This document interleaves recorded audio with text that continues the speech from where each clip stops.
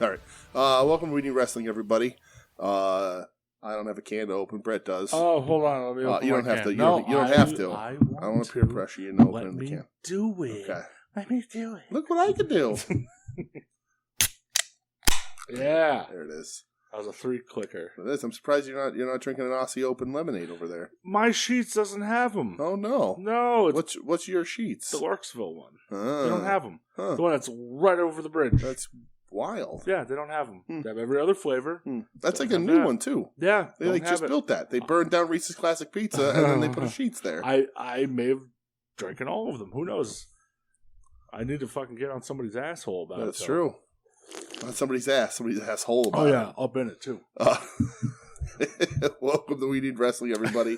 The soon-to-be-named network's only secret basketball jersey podcast. I'm not wearing a basketball jersey. I feel out of place. I'm wearing one. Yeah, it wasn't that hot out today. Thank God. I've been doing some manual labor, so it was warm today. I don't need a manual labor to wear a basketball jersey. I'll wear one in the winter. Well, I love basketball jerseys. Warm, so I was sweating. Oh, there's nothing wrong with that. So I had to get yourself a nice sweat going. Right. I'm wearing a cool shirt, though. You are. It's nice. Did you just get it? I did. Did you? I remember when the guys that put up the Budokan WCW with the stinger on the back. They put up 2 colors. They put up like a bright bluish. And, yeah. That ain't me, brother. Mm-mm. So I went with this one. Pink and black. Pink and black. Pink and black. The Pink and Black attack. Damn right. Speaking of the Pink and Black attack, welcome to We Need Wrestling. We got business to talk about. Yeah, we're gonna take a journey around the world of this week in professional wrestling, and our own personal journey to open the show. Before we get into it is quite a journey. Before we get into any of that, if you listen to Final Wrestling Place, you got a third of the story from Tim. And if you haven't, pause this right now and go listen. Right, because we're not going to tell Tim's part of it because he already did that. Good brother. We were on a trip this week. Damn right we were. We drove to what everyone has said to me. He was in New Jersey, and I was like, yeah.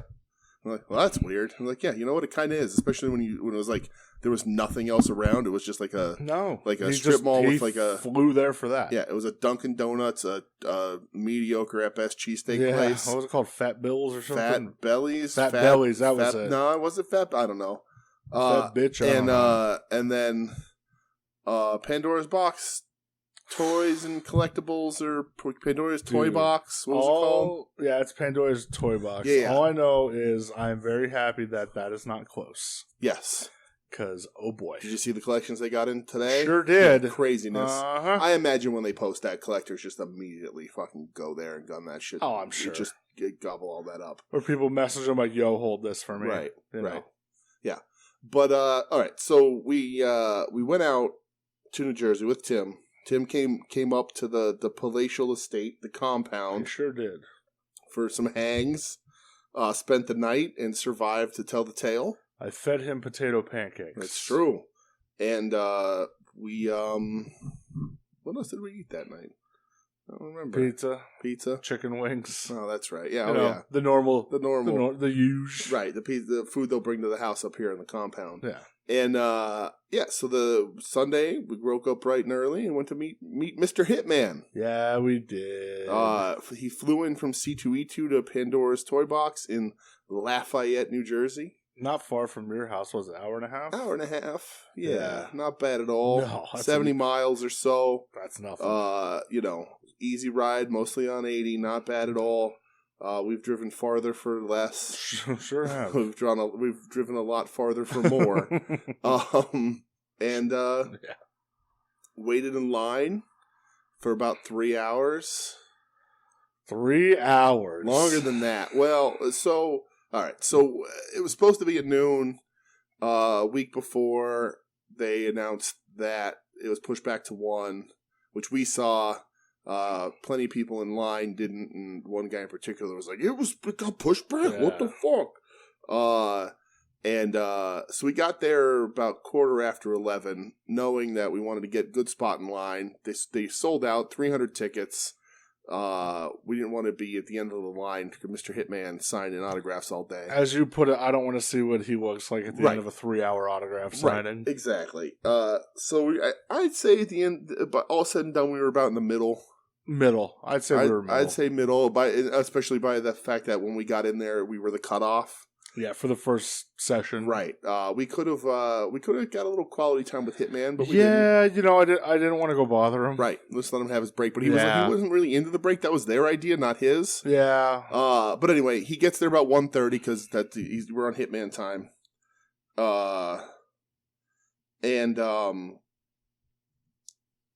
Sorry, I just gotta text right there. What happened? I got a text. So anyway, we'll cover it in a bit. 1:30 rolls in. Round of applause for everybody. People lined up. Lots of pink and black. Standing in the sun. We get our picture at 3:30. We get in there. We waited. So we get there about 4 hours from us in line to meeting Hitman. Yeah.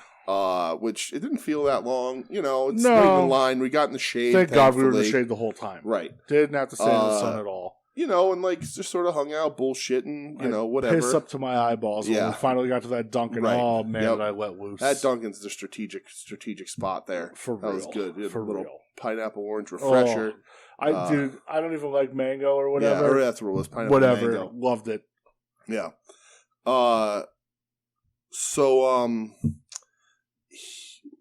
We get in there with a cutoff, and we're looking at Mr. Hitman. And then we're also looking around this store. I see a copy of No Mercy under the counter, which I should have bought. But anyway. You should have. You should have. Yeah, I'll find one. Go to that video game store on the Ave. Yeah. That 1-Up or whatever. Is that's still around? Yeah, that's where I got the copy of WrestleMania 2000. Oh, okay. Yeah. That's cool. That and Revenge I bought there. So, we're there to see the Hitman. He looks good. They're set up in the corner, just at a table. Looks handsome. You could buy all the shit that you wanted.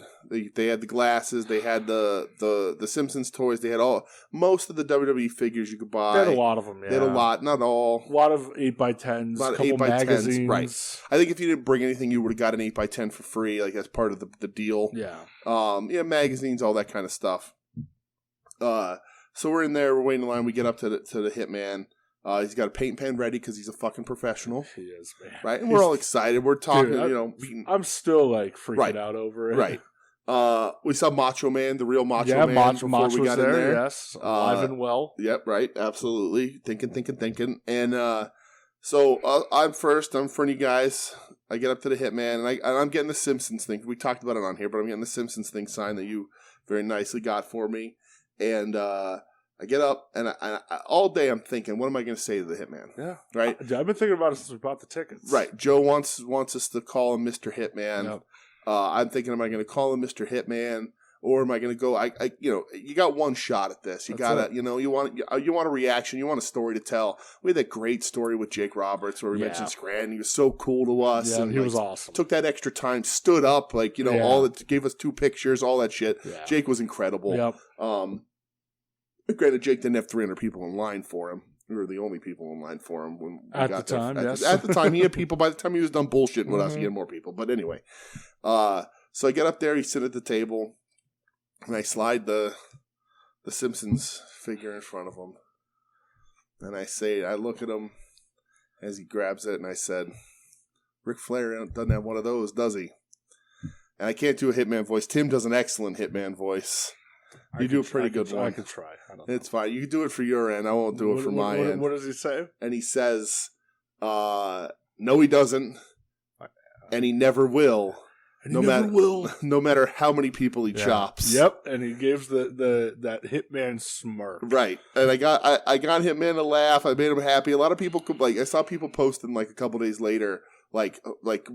Taking people's pictures from the event and posting oh, he always looks so miserable at these things, blah blah blah. I'm like, well, he's an old man. He's old. He's never the most jovial dude. No, he's I reserved. wanted to post my pictures because my pictures, he's smiling. Yeah, you know, having like fun. Like we had just that tiny little interaction, conversation with them. Dude, I'm standing there and obviously I'm watching this go down. I'm just teeing. Right. So and that's what I sent the pictures to Michelle. She's like, you look so happy. Yeah. Because there's pictures you hand your phone to the guy and he took a bunch. But like he took a picture of Hitman was signing the thing, and I'm looking at you guys with just this giant smile on my face. Yeah. Because you don't know if he's gonna react, right? No. You don't know what he's gonna You don't know. Yeah, you never know. You know, and I don't know if you saw the guy, does Bret Hart like Goldberg Twitter account? Oh yeah, and he made him record the video, and I get it, it's cute, but Bret was a little uncomfortable, with that, you know, and he's doing a signing with Goldberg coming up. Really? Yeah, together? Not advertised together. There's 5 or 6 wrestling guys, but it's Bret and weird. Goldberg together. That's rough. Keep him away. I would go to that and never step foot in Goldberg's line. For Bret Hart? Yeah. Exactly. Yep, this is for you, Bret. Yeah. So that happens. He signs the thing. Just Bret Hart. Doesn't ask me to personalize it. I think because I made him giggle a little, so he got a little distracted. He was a happy man. He takes it. He signs it. I get down for the picture. Like a lot of people doing the bend over thing. I'm a tall guy. I get down on the knee, put my arm around him, shake his hand, thank him for everything. Yep. Just thanks for being awesome. You know, for just being cool about wrestling. And then I step to the side for you to get in there because you were next. Yeah, man. I'm still freaking out over it. I know, it was awesome.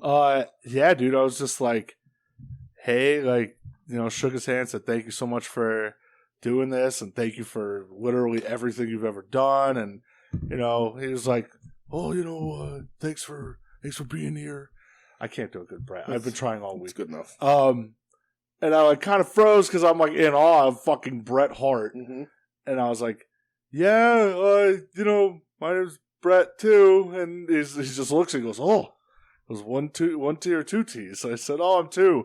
And he goes, oh man. He goes, I don't envy you. That'd be so much harder for my autograph and signing stuff. And I'm like, yeah, it would. I'm gonna drop my 2nd T for that reason. Right. And he looks at me and he goes, us Brets, we gotta stick together. And I was just like, yeah, we do.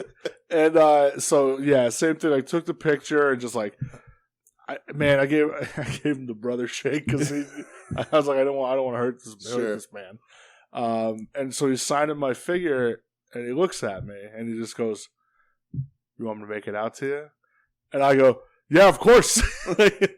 Who am I to fucking say no? What do I say? No to Bret Hart? Are you kidding me? No.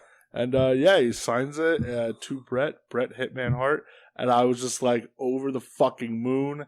And I just took my picture with him and I was just seriously, thank you for everything you've ever done. Yeah. I've loved you since I was a kid. You're still one of my favorites ever. Yeah. And he was just well, thank you very much. And oh, so fucking cool. And I skip over to you and I'm having the vapors. Right. We're cheesing the whole time. Yeah, dude. Oh my God. And then hearing what he said to Tim, oh, it was so fucking cool, right. And then Tim walked over, and we were all just hee. Right. Yeah, and so we were the end of the line, and then he was just sitting there taking a break. He did his little hand sanitizer deal, and I was like, "Oh, should we go over talk?" Whatever. I was like, "No, we'll leave him alone. I don't crowd anybody." Oh, man, I wanted to go talk to him more so bad, but I was I can't. But he's super nice with even watching him in line with everybody. He took his time with everybody. With everybody, right? And it's a fast thing. It's 300 people. He's got to get through it, pretty quick. But really, you have to average 100 people an hour, right? But it wasn't just a sign and go. It wasn't a Papa Shango. Right. It wasn't a Papa Shango. If there's nobody in line like the Jake thing, Jake took some time with us and it was great. And I love that for her. That was amazing. Yeah. And I met a couple of people like Nash. When I met Big Sexy, I was at a baseball game. He was running late. It was super hot out. Whatever. There was no interaction there. That was a turn for the camera, sign the thing, and go. There wasn't really anything else. He was joking with the organizers a little bit, but it wasn't too much else. There was a big line there, and he's just let's go. You probably had a better interaction when we met Minoru Suzuki. Suzuki was awesome. Suzuki was great. Yeah. It was just another one, like, shake the hand, like, oh, Right.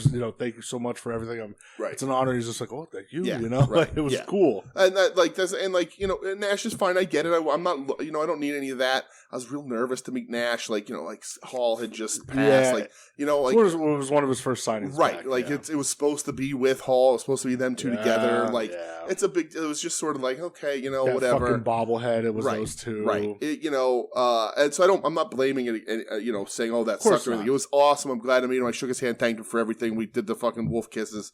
That's all I could ever want. The wolf kisses is super important. But yeah, this was awesome. And he was great with everybody. Like, he really was. Like, he gets such a reputation for being bitter, and maybe he is. He's not Booker T bitter, but maybe he's bitter. And he has every fucking right to be, because he sees assholes making millions and millions, and he's not making good money, though, if you do the math. Sure is. But yeah, he was just so nice with everybody, and like, he had just gotten off a plane. He was late, so like, he came in, he sat down, they let people just started in. ripping. Like, that can't be fucking easy.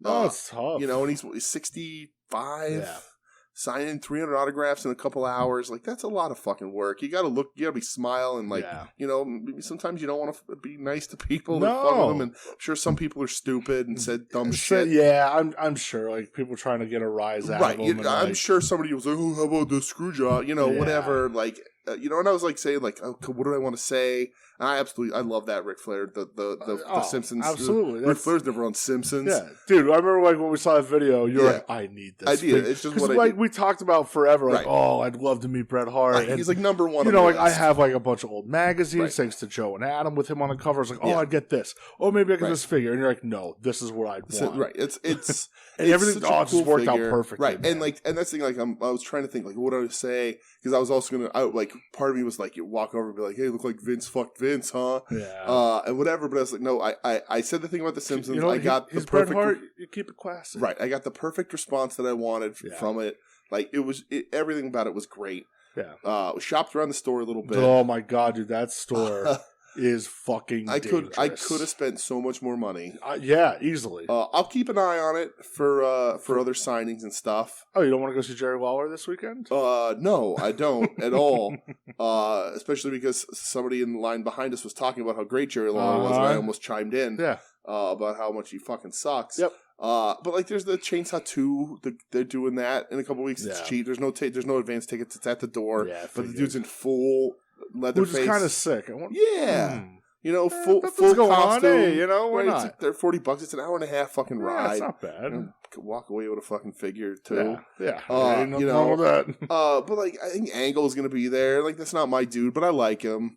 I've met Angle before. I just watched this documentary this week. Goddamn, what a heartbreaking life. Right. But man, I'd probably meet Angle again. But like, they have good stuff. So, Darby goes there. Like, a lot of those guys go. So I'm going to keep an eye on it. Yeah. When we got in the bill, even in line, the organizers bringing water out to people. So everybody at Pandora was super accommodating. They all said hello. Super accommodating. Right. Literally, like, walking around, like, hey, what do you guys need? You guys need anything? We'll get you some water. Yeah. Like, they're like, oh, like, anybody need food? Like, right. They were super nice.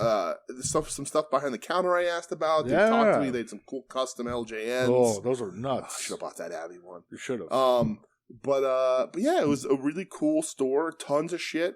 I got a Tick. That cartoon Dinosaur Neil action figure, which currently sits on my desk, that I play with all day because he grows. His neck extends. So that was cool. I love the Tick cartoon so much, and so that was cool to get Dinosaur Neil. I almost bought a Last Action Hero Arnold Schwarzenegger figure. It was in your hands. It was in my hands. The old Alex Ross Justice DC figures. They had the Sinestro and the Dead Man. Yeah. Like $20-$25. Like, dude, reasonably priced. Store is dangerous. You're probably paying, like, when I got home, I saw the Dinosaur Neil, and it was on card. The card had a hole in it, but whatever. And, some on eBay around that price, some a little cheaper, some a little more. And that's sort of how everybody prices things. It is. Yeah. It's a convenience. They know their prices. They had a pretty good deal on Lucy's. There. Real nice and deal. some cool on-card stuff. You're going to pay for it, but it's some cool stuff you can't get anywhere else. A lot of cool stuff. The records, LJNs. Comics. toys from everything. Every genre. I saw the NECA horror toys, Star Wars toys, Turtles. I was looking at, and nobody's going to know this. If you remember this cartoon, email the show, hit us up on Twitter. But I was looking at Pirates of Darkwater action figures. Yeah, I'm right there. And they were behind the Captain Planet action figures, and I noticed them, and I was like, if there's a fucking Monkey Bird action figure, I'm buying a Pirates of Darkwater action figure. And it was not there, sadly. But the Pirates of Darkwater was a cartoon. It was awesome. There was a really great video game for the Sega for it too. But anyway, dude, they had tons of video games. Tons of video games, all kinds of cool shit. Oh, I watched that bug fly into your nose. It landed on my nose. Yeah, that was fucking weird. What the hell is that shit? What was it? It was a bug. Ugh. Well, it's got blood on my hands, so. Oh. You little bastard. But yeah, dude, Pandora was fucking awesome. Yeah. Meeting Bret was cool as shit. Tim had a great time. Hanging out with Tim. Oh my god, I love that. Right, listen to Final Wrestling Place, but Tim got called a good brother. Oh man, dude, I love that. Like we all had our own little interactions. It was awesome, and we were all cheesing over each other's interactions. Oh, it was so fucking cool, man. It was awesome. Yeah, that was. Wow. Yeah, I'm going to be riding that high for a long time. The highlight of the week. We've been waiting for a long time, dude. And I'm not. Tim didn't enable me, but he enhanced me. Oh well, that's a big part of this. We forgot to tell that part. I was like, you know what, man? I kept going back and forth, and I was like, fuck it. Finally, I just broke away from you guys. I got to go do this. Yeah. And I went and I bought a pair of the Hitman sunglasses. Yep. And I wore them on the way home. You did. I got to your house and I put them on various people's heads like I was Bret Hart, that's right, including Michelle. Yep. What a wonderful picture of her wearing I said you should have bought it if you bought them before, and you could have had Bret put them on your head. He could have worn them, and then he could have taken them off and given them to you. That would have been too much. That would have been too much. He would have done it. I don't know. He might have been too much. I don't know, though. He did say us Brets have to stick together. That's true. That's true. But he had no choice then. Right. Because he would have broke my heart. And then I would have screamed from the back of the store, Bret! And he would just turn around, and I would have just said, go get him, champ. Oh. I fucking love Bret Hart, yeah, dude. It was awesome. It reminds me, I want to bring one of these days on the show when we're not watching a ridiculous amount of wrestling like we are continuing for the next couple of weeks. I want to do like top wrestlers from around the world, not like a personal top 5 or all time, but like from each country. Who's right, I could fuck with that because I think our Canadian answer is going to be Hitman. But best American. We're going to say Bruce Hart, right? Yes, Bruce. 9 months is the best you can come up with. What a stupid Tim name. did say I should have walked up and I should have talked like I was Stu. Yes. Because I do a good stew. And I was like, dude, he might hate me. I can't do that. Yeah, right. But, best American, best Mexican, best Gaijin, best American in Japan, best Japanese wrestler. We could do that eventually. And just do that kind of thing and talk about that. Yeah, that works for me, Bret would be the easy one, but I think we'd be sort of... you know like how you say like you'd love to do like a Terry retrospective? Yeah. I would love to do like, I don't know, like, hey, let's break out, 90, 91, 92. Let's pick Bret's match from that year's best match and watch them. Yeah. Then next week, 93, 94, so on and so forth. Yeah, when Terry dies, I'm going to be inconsolable, so we're going to have to dedicate at least... 2 week minimum to Terry. I was going to say 3 month minimum, but 2 weeks, whatever. You need to grieve. Listen, Terry's had a lot of era of his career that we're going to have to break down. But old wrestling magazines too. Oh, so cool, dude. Man, I'm really tempted to go back just to buy all the old magazines. Right. But yeah, so that was being Mr. Hitman. Oh, it was the best. It was awesome. He's the best. If you ever get the chance, the best there was, the best there ever will be. I'll say do it if you ever get the chance. I'm proud to be your hero. Worth the money. If you could do it with Tim. Because Tim has a great Hitman impression that he did almost the entire day.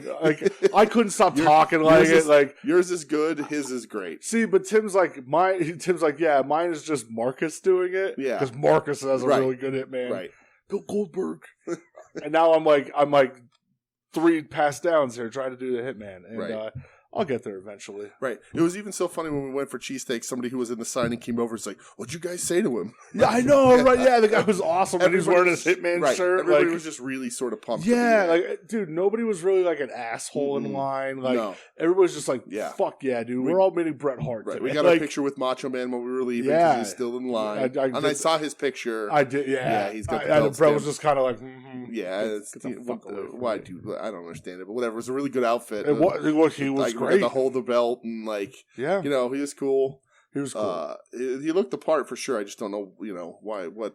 Yeah, I don't know. I don't even. I mean, I know that they've shared both companies at the same time together, but I don't really think of them as being important to either one of each other's careers. Nah. So that's that's weird. But you did get to do the Mega Powers handshake. I did. I have it on video. I'm waiting to post it for a certain day. So got the Mega Powers shake with me and Metro. But yeah, that was a ton of fun. So you can listen to Final Wrestling Place to get Tim's side of the story. I'm glad, Tim, you're listening to this. I'm glad you had such a good time. It was a pleasure to have you here, pal. Yeah. Anytime. You're welcome anytime. You just show up. Dude, I would love, just, I don't know, give me, a sick wrestle weekend. Yeah, I know it's a bit of a drive. It is a drive, but, I'd love, Marcus and even, Joe and Adam coming up for whatever the fuck reason. Doesn't matter, It'd be a fun time, that's for sure. For sure. But, they'll be up for LVAC in a couple weeks. Yeah, it's only a couple weeks away. I'm happy to get to see everybody and hang out. And, yes. Hopefully we get to cheer on Mr. Pig. That'll be a good time. Yes. And, hopefully go out and get some eats at the Perkins afterwards. Yeah, that'd be awesome.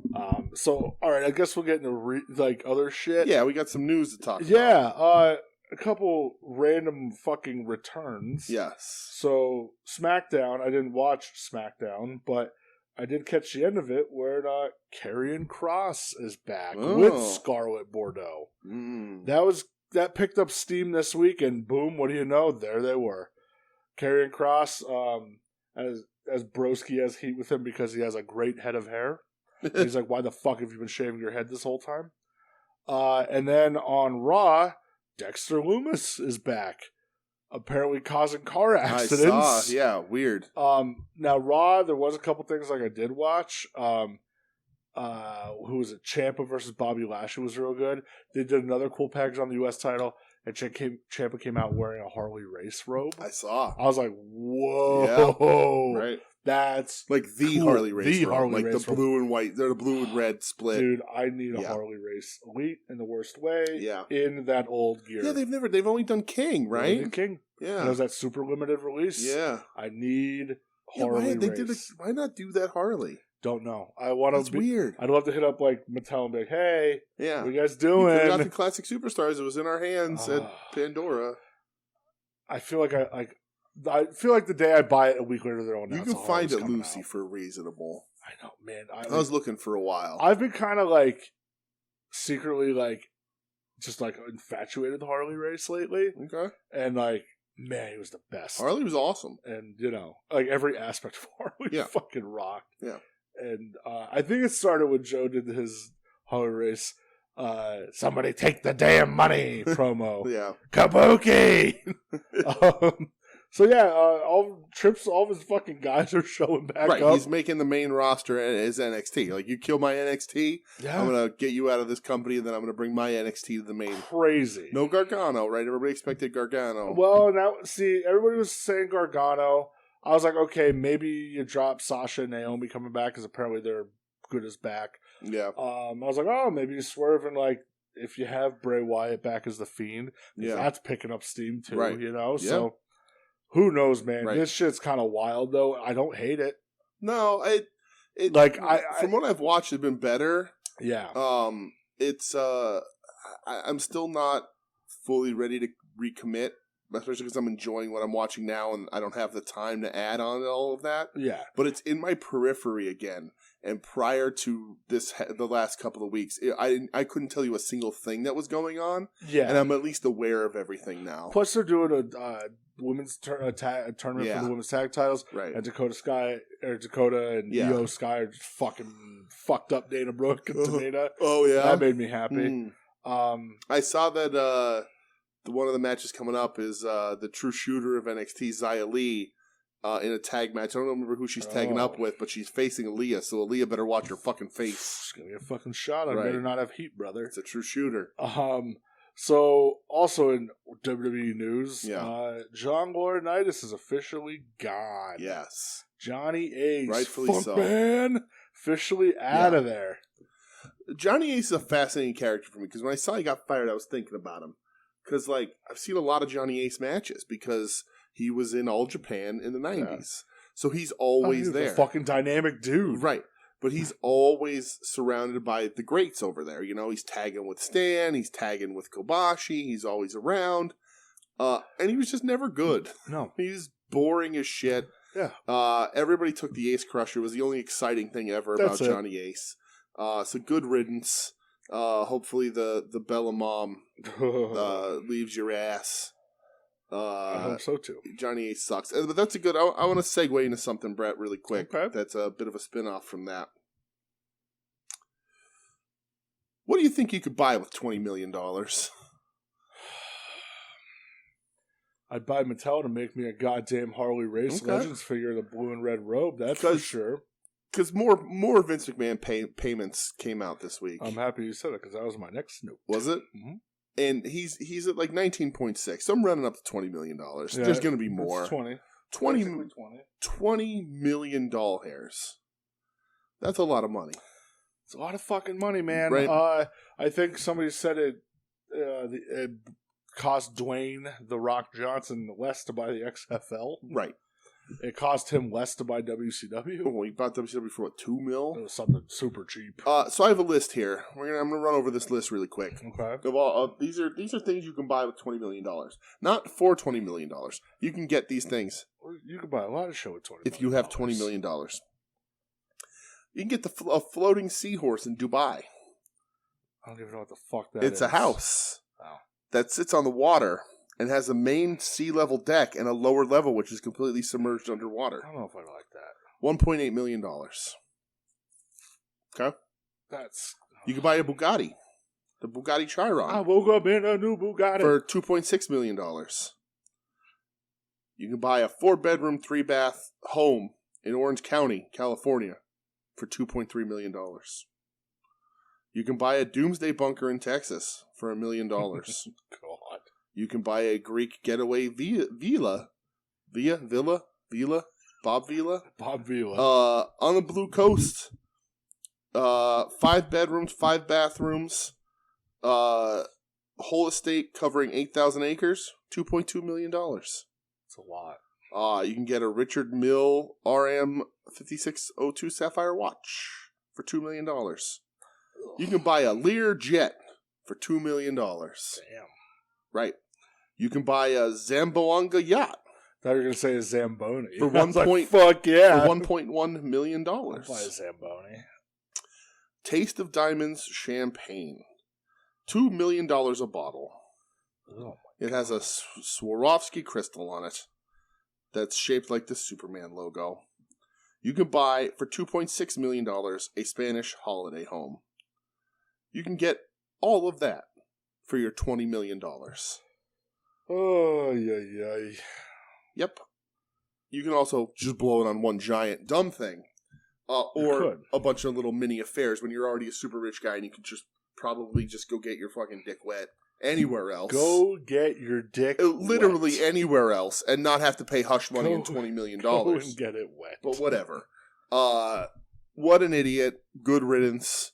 I literally hope the next time we hear from you is when people are forced to eulogize you at your funeral. Yeah, man. And you know what?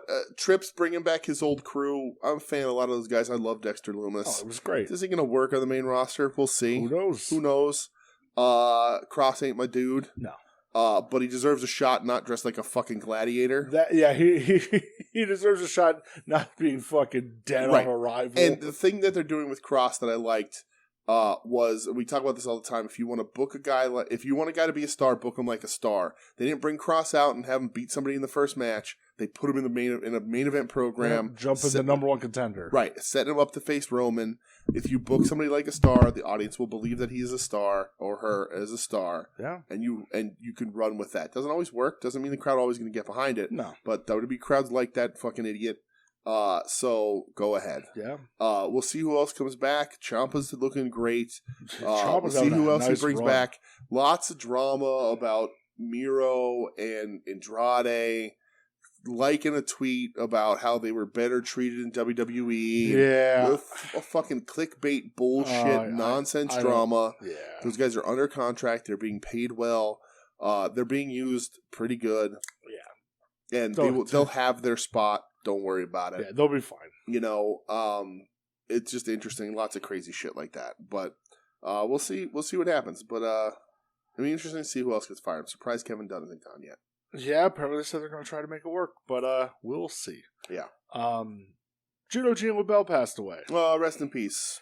Huge influence over a lot of people's careers. I mean, he basically was the first father figure to Roddy Piper. Yeah. As a teenager, because Roddy was a runaway at 14, homeless. Yeah. Ronda Rousey, kinda. Yeah, I'd say Ronda. Benny the Jet Arquidez, the kickboxer who eventually trained John Cusack, which is an interesting tree. Yes. Well, Kevin Kelly talking about it on the G1, how, they kind of, he was part of, Inoki and Ali. Wasn't he the referee for that match? He was the referee for Ali and Inoki, yep. And, Carl Gotch, he helped train Carl Gotch, which Lance Archer's like, so you mean by proxy, Judo G. LaBelle trained Minoru Suzuki? It's like, yep. It's like, that fucking rules. Yeah. Big influence in the world of huge professional influence. wrestling and more.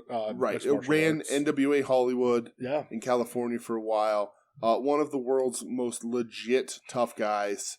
And my favorite thing is he made Steven Seagal poop in his pants, allegedly. He made poopy. Steven Seagal was running his mouth, much like the story with Steven Seagal and Van Damme, where he ducked Van Damme.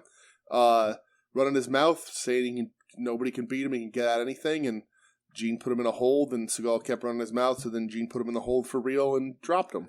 Yeah. And rumor has it, he pooped. He pooed in his baggy karate pants. Made poopy. Yes. So, allegedly, let me say allegedly, Steven Seagal will sue us. Smells like poopy. It does. What's that smell? Dookie. Dude, I want a copy of that on Blu-ray. Yeah. It's so expensive. Oh, yeah? Insanely Does it have to be on Blu-ray? No, it doesn't. But it's fucking expensive. Yeah. But it's ridiculous. Right. So talk to me after the show, pal. Oh? Ooh, all right. So, last piece I have here is Chris Statlander's hurt again. Yeah, bummer. I they guess said it on the show this week. It's her other knee, yeah, which sucks. Mm-hmm. And she was out a long time. Yeah, if it's the same injury, she's going to be out another real long time. Mm-hmm. And I saw Baylor give her a little shout out because she just came off the same injury. And she's like, "You're really good, and I hope you heal up." Yeah. Which, hey, let's normalize that. Right. Let's normalize people talking like actual human beings and wishing each other well. Right. Absolutely. That sucks for Stat. Fuck what goddamn company you work for. Sadly, this will follow her if it wasn't already as being injury prone. Yeah, I mean she's young. It certainly seemed like she was going to get somewhere. She was on the verge, I think, of a big. I don't know why they hadn't pulled the trigger sooner. Maybe it's good that they didn't because she blew her knee. Maybe they knew. Maybe. I don't know. Maybe they knew she was trying to work through it or something. Yeah, I don't know. But that sucks. I like Stat a lot, so we'll see where that develops. But yeah, it's a bummer. It certainly is. I'm sure it's a huge bummer for her. Yeah, but yeah, it sucks. Yeah. So I guess we'll get into wrestling that we watched this week. Do we have to? What do you mean? Do we have to? No, I know we do. There's a lot of good goddamn wrestling. There was a ton. We're going to talk about one thing that you watched first that I just did not have the time to watch. So I watched Enjoy Wrestling, the Enjoy Cup Tag Team Edition, Episode 1. Episode 2 aired an hour or two ago as we record this. Yeah. It's on Thursdays. Tag Team Division. 2 matches. Episode ran about 40 minutes. First match was Bussy. That caught me off guard. Versus the Runway. The Runway are Enjoy homers. They Bussy. They travel around with manager wrestler David the Gavel Lawless, who has the Enjoy Cup from last year. I don't quite know the story. I didn't start watching Enjoy until post last year's Enjoy Cup. Yeah. But he has it somehow, and he says he obtained it by legal means, which means he cheated. So I like that. The runway comes out. You know, they're like models, get the Gucci logos, blah blah blah. And Lawless jumps Bussy. Sorry. I wish there were Badussy instead. And hits them with the gavel before the bell. Really sort of wears them out because you know that's their GCW tag champs. Alley Catch's face was all split because they are. At least the time of that recording was. Okay. I think they still are. Wow. The Alley Catch's lip was all busted up from that one match. So they sort of do that where they get jumped and beat with the gavel, and Alley gets taken to the back. So it's Effie trying to take on this tag team by himself. The match is okay. There was a really good spot. So Alley ends up coming back out like triumphantly and whatever. And there's a good spot where they do the sunset flip, and then they're like, "They're gonna come over," and then they pull the pants down. Oh, and they do it, and like the guy from it's the guy from the runway doing it to Alley Catch, and it's the guy, and it's Effie doing it to the other guy, and Effie gets his pants down, and he's just bare-assed fishnets, but bare-assed, and the guy from the runway's got a thong, and then Effie kneels down and it's all bare ass in the face. Oh, so he thinks he's in Taguchi, Japan now, huh? Right. Is that it? Yes, that's it. How do you feel about that? It's fine. It was funny. I enjoyed the spot. Runway wins through cheating because you know they're a homer team. You know, and it's weird if the GCW champion's losing, but it's not a clean win. Different promotion, brother. Yeah, I think the runway needs a little bit of polish, but they're good. I get it. It's fine. They're young. The second match, the to me, surprised this is a first rounder. The marquee match of this. It's a one-night tournament, so like the way Enjoy does it is they do. It's gonna be split up. Yeah, they do the whole show split up into little episodes on YouTube for free. The Rip City Shooters of JB and Maserati West versus Violence is Forever, Kevin Koo and Dom Guarini. Ooh. This is a hell of a matchup. And the thing I noticed about this match going into it is that there was only about 10 minutes left in the episode when this match started. Really? And I was like, oh, this is a one-night tournament. Someone's getting fucked up quick. All right, yeah. Right. Yeah. I was like, that's how you do this. Yeah, someone's getting knocked out. So before we even get into the match, these two teams have two all-timer indie wrestling theme songs, like entrance music. Okay. What's Rip City Shooters? Ready or Not. It is Ready or Not, yes. I'm assuming a tribute to Scott Hall in ECW. And then what's Violence is Forever? Zombie by the Cranberries. Oh, it's kind of weird. It's awesome. It works. Yeah. It does. It works. Because it's got that like driving like beginning. It works. It's super cool. That's a great song. Yeah. God damn, what a song. The weirdest thing about this, and like I've always talked about what attracted me to Enjoy the first time I watched it is their production quality and the look. And it's still there, but there were a lot of quick cuts and tight shots in this match, like a lot of handheld shots. So I don't know if something was going on. They had to keep cutting to that. Yeah, it was weird. Right. It was weird. This is a sprint. Was it still at Mr. Small's Theater? It is, yeah. And they're coming back. So I've said on this podcast multiple times that like my goal is to before the end of the year to get to an Enjoy show. You said that. Well, their next show is December 16th, so I don't have. My opportunities have slipped mostly. There's that past. word again. So we'll see what that looks like. Is it like it's December in PA? Yeah. But opening round match, a sprint, the way it should be, and you know, for the life of me, I can't remember who won. I think, all right. I'm pretty sure it was Violence is Forever. All right. But for the life of me, I didn't write it down because I was like, oh, this is really cool. For I like this match. So, there's that. But it was cool. I keep watching it. It was 40 minutes. I like tag team wrestling. We'll see what happens this week. What is going to be the Ephemeral Babes, which is Willow and Edith Surreal as a team facing Petty and Pink, who I don't know, but that's a hilarious name. Remind me to watch. And then also the production, which is Ziggy and Derek I'll be Dillinger watching. Okay. versus whoever. I don't know who they're facing. I'll be watching. So I am and so it says the finals. I think the end is. I think it's a 3-way tag match at the end. All right. Or 4-way, I guess, because 2 winners from the first episode, 2 winners from the next, and I think it's a 4 corners tag match. They keep saying they've advanced to the finals, and that's it's one show. They run one show every couple of months. It's only 3 hours or whatever. What do you goddamn die right? Sorry, bugs tonight. Holy so fuck. that ain't dead.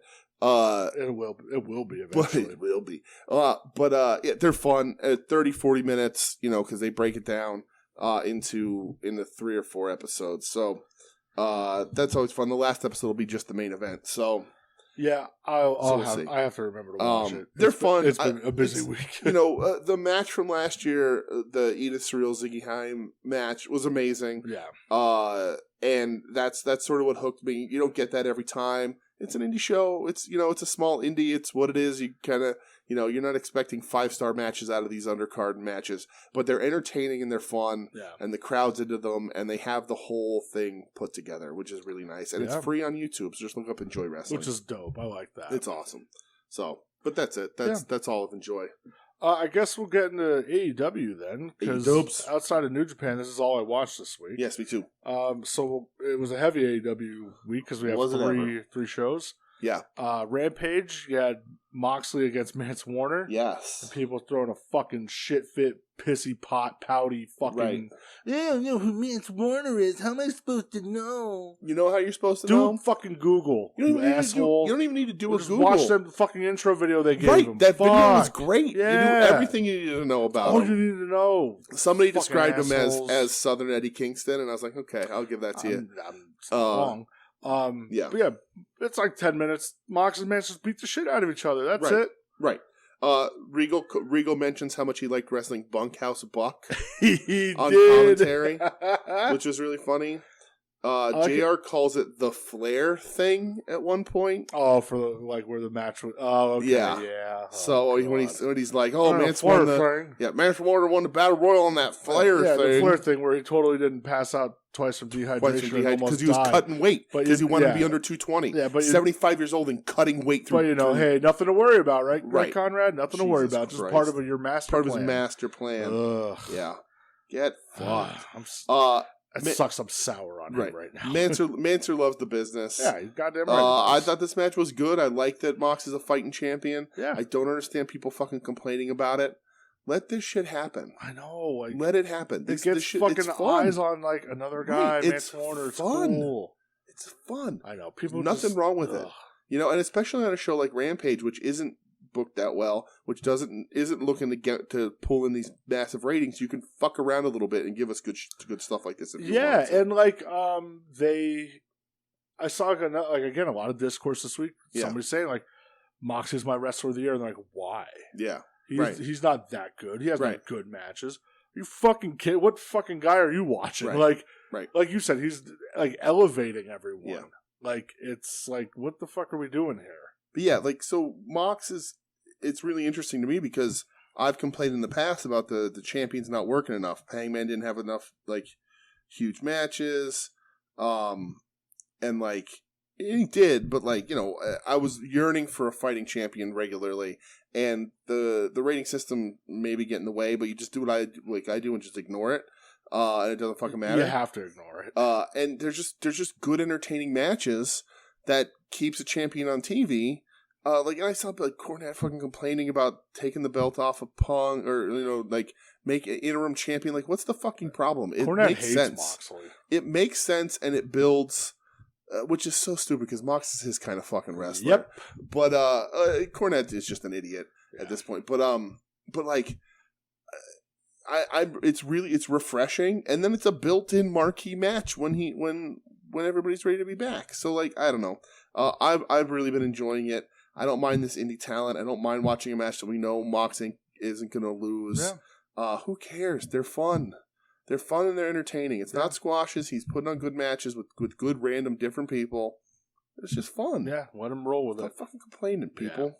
One thing I was about to complain about when I Yes. saw what was next, this little fucking Ricky Starks factory interaction. Oh boy! I was like, I cringed. I was like, no, When no, this- no, no, no, no. When this happened, I was like, oh, they don't trust Ricky. Yeah, I was part like, of me they're- is like, this is what we're fucking doing. Right? Huh? I'm like, they're. okay. I'm like, as hot as that turn was.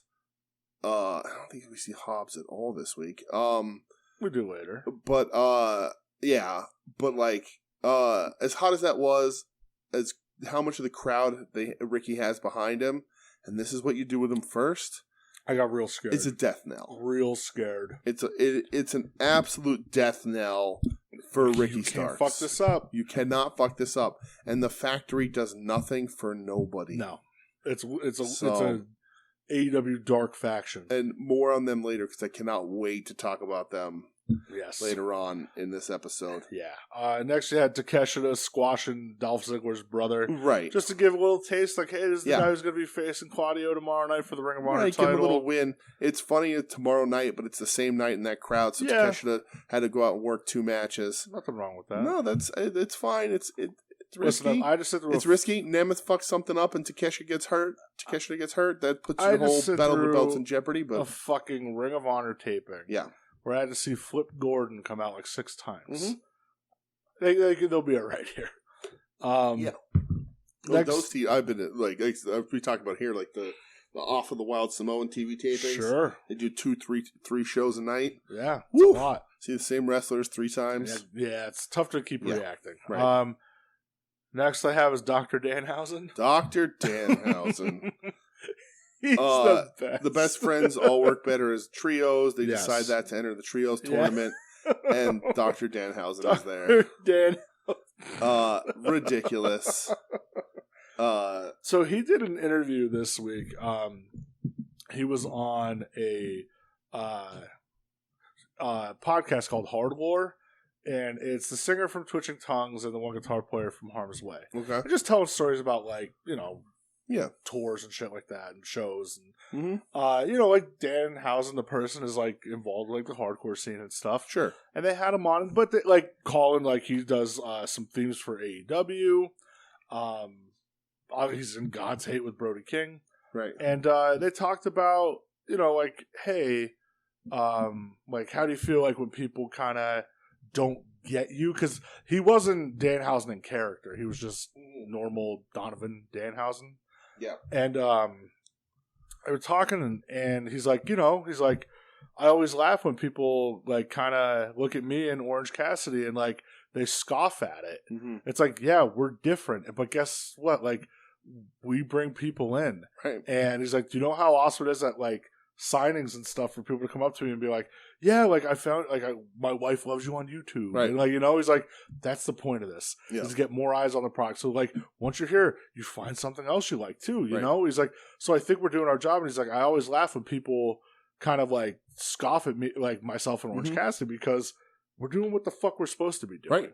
Right. And I was like, man, it's just, he gets it. Right. He You gets it. You don't discredit a guy like Orange Cassidy and Danhausen too, who WWF or WWE does this shit too.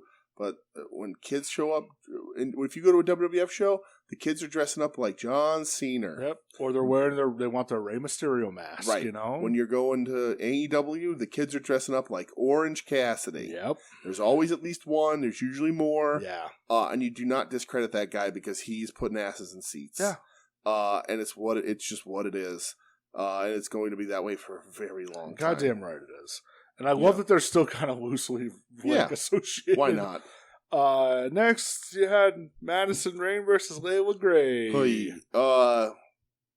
So Madison Rain's debut, we all know she's been brought in to be sort of backstage. Yeah. A lot of reports about Tony Khan being overwhelmed, and I read some things about him, rumor of him like blowing up on some people because he's so stressed. He's doing a lot of stuff. Well, he's got this. He's got the Jacksonville Jaguars. He's got his Right. fucking soccer team. It's Right. a lot. So, he needs help. We've talked about that a few times on the show. So Madison Rain, multiple time knockouts champ, like that Mhm. fucking matters.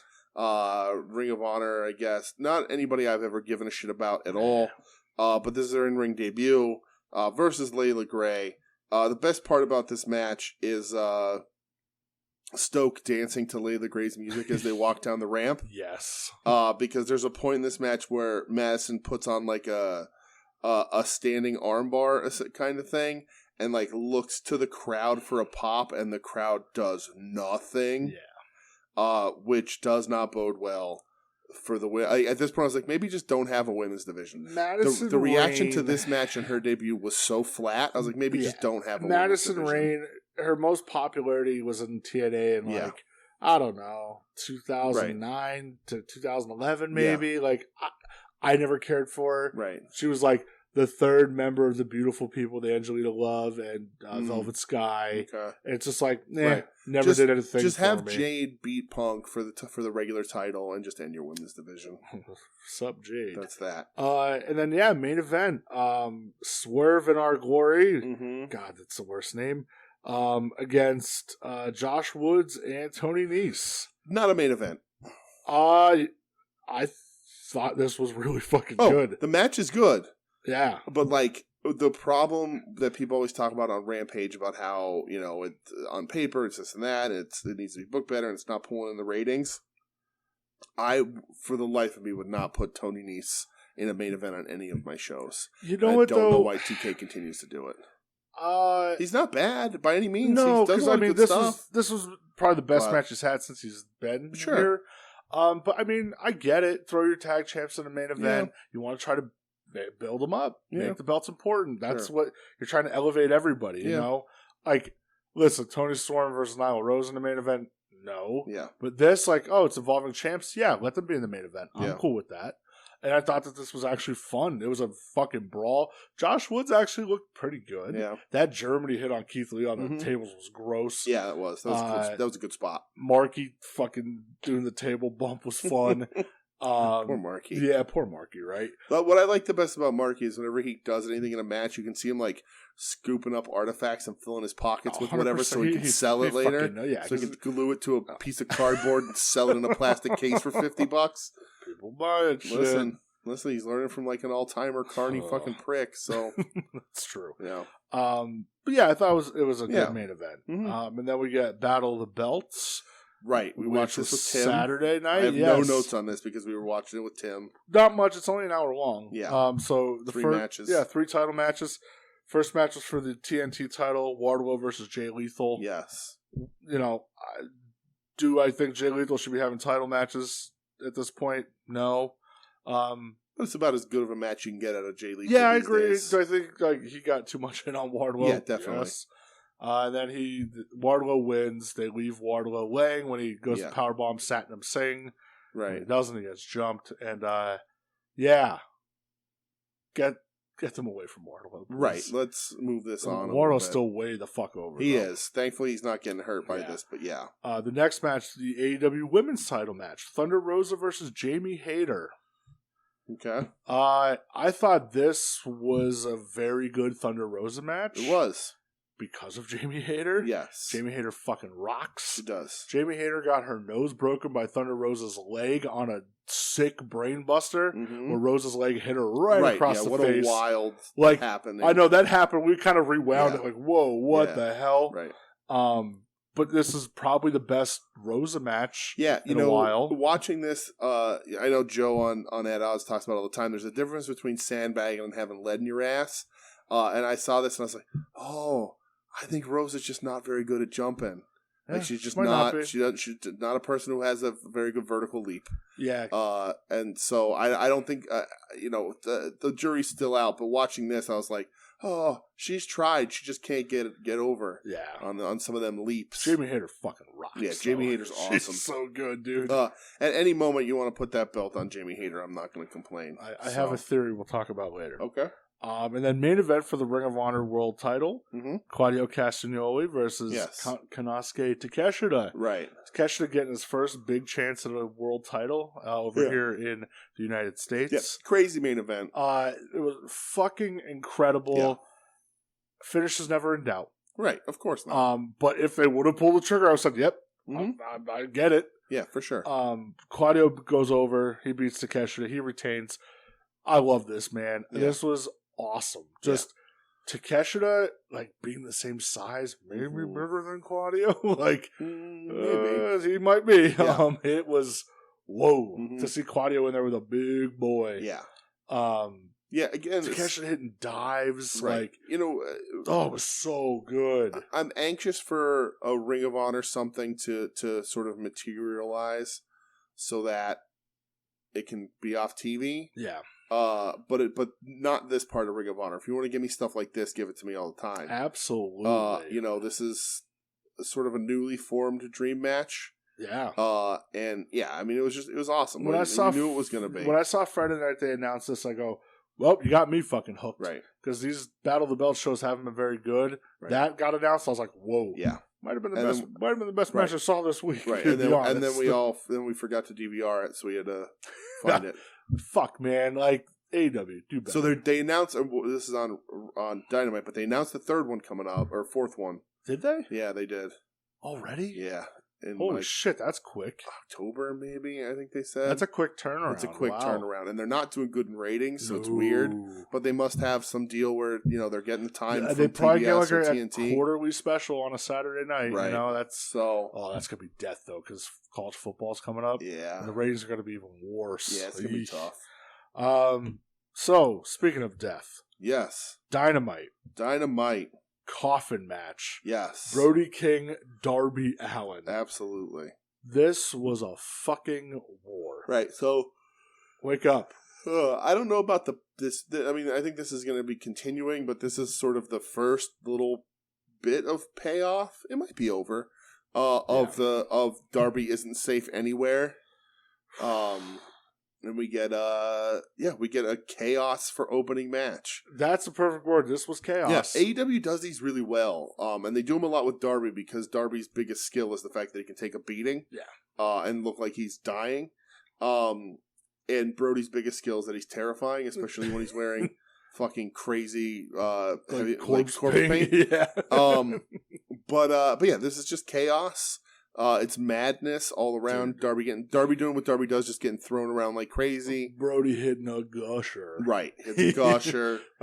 Somebody said, it's bad when he has to use both hands to clear his eyes. Right.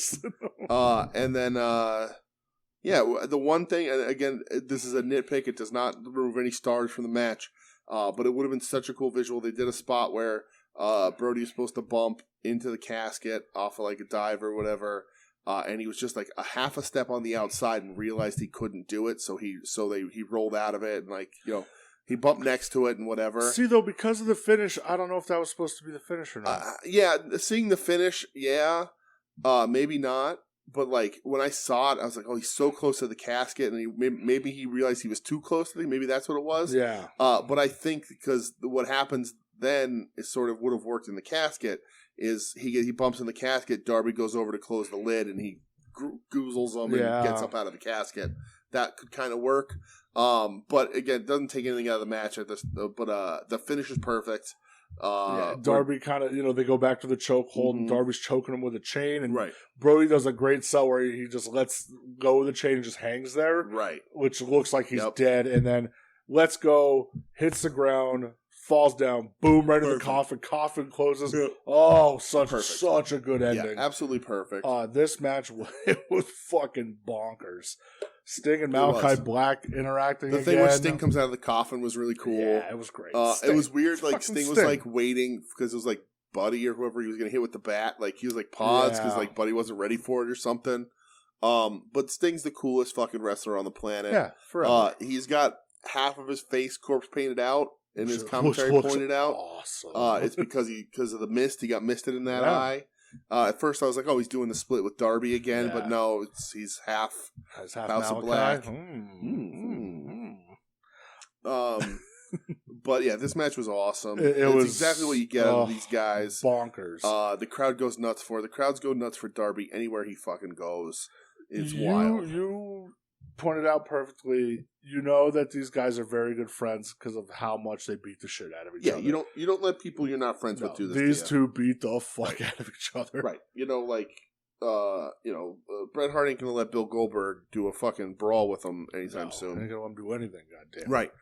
You got to be friends to be able to take this kind of beating from each other. for sure. Yeah, so next up was the Lucha Rules tag match. Yes. You had the Lucha Bros Mm-hmm. up against Los Ingobernable, Yeah. whatever the fuck they're... Los Faction Ingenoba they're just Los Ingobernable is normal to me. Yeah. Andrade and Roosh. Yes.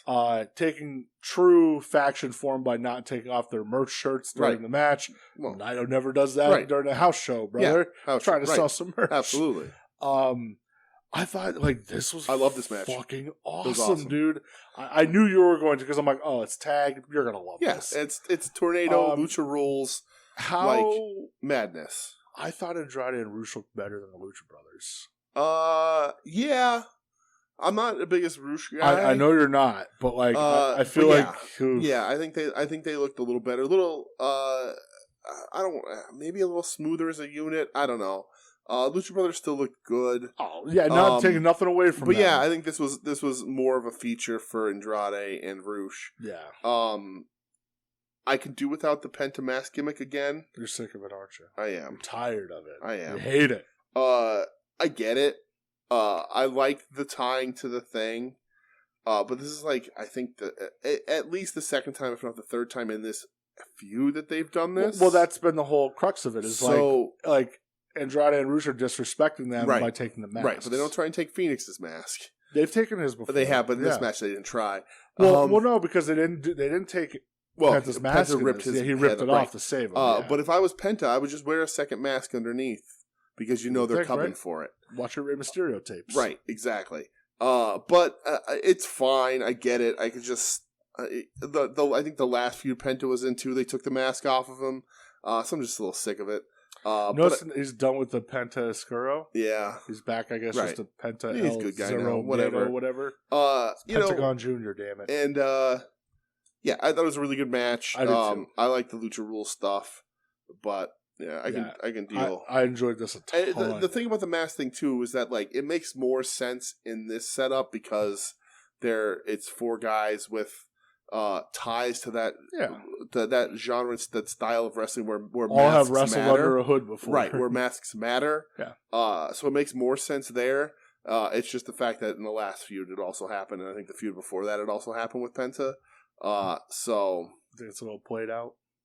A little bit. All right, I'm not gonna fault you for it. But Luchasaurus destroys Anthony Henry.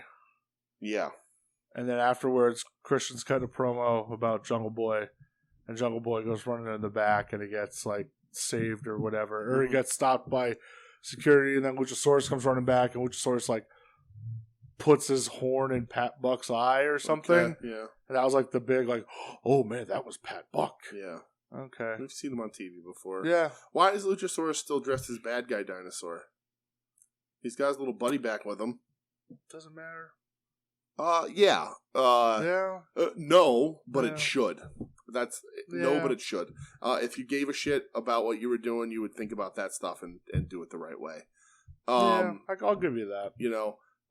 Before that though, we got the Young Bucks Hangman thing backstage. Oh, was that them? That was before this match. Yes. Oh, I did not. Okay. Right. Where Hangman's hanging out with the Dark Order, Young Bucks come looking for him because they want to beg and plead and get him in the trios thing. They apologize. Right. Hangman says, listen, you guys weren't there for me. When I won my title, you didn't congratulate me. These guys did. I'm not in the tournament, but I'm in their corner, so I can't join you. Mm-hmm. And then I think the best thing about this entire promo is at the end when Brandon Cutler's guys, I think he meant you should team with me. Yeah. That was pretty funny. But I mean, we've talked about this at length. Kenny's coming back. It's going to be Kenny one way or another, and it's going to be Hangman one way or another.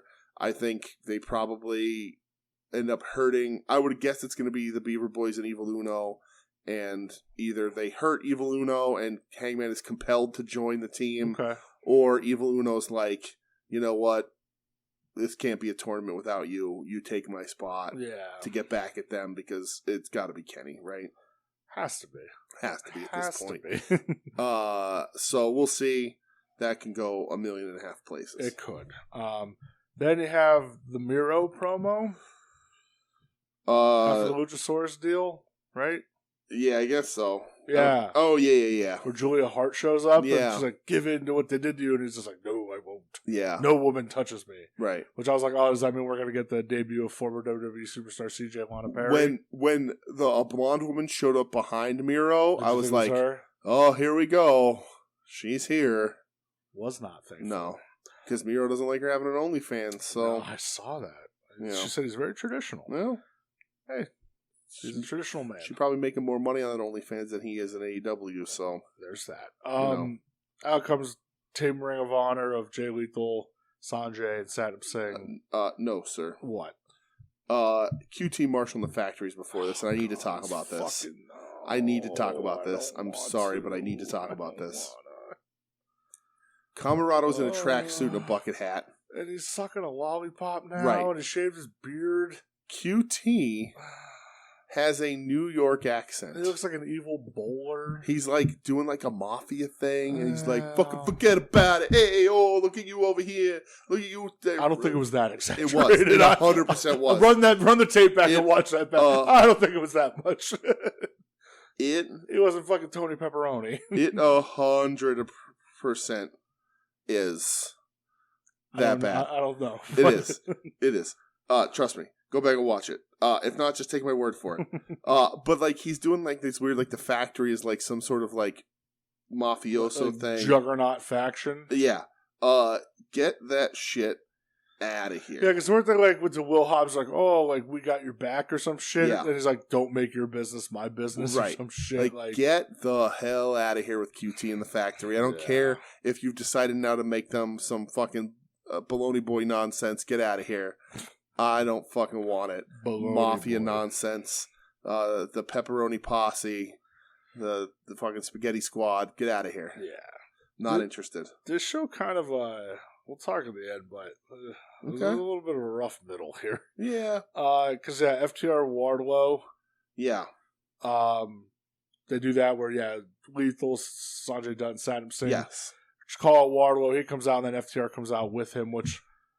Sure, hey, they're boys. They never had beef with each other from the Pinnacle. Wardlow's just collecting tag team best friends. He's just like with that. He's like the best friends. You're my pals this week. FTR, you're my pals this week. Nothing wrong with that. They all respect the Wardlow.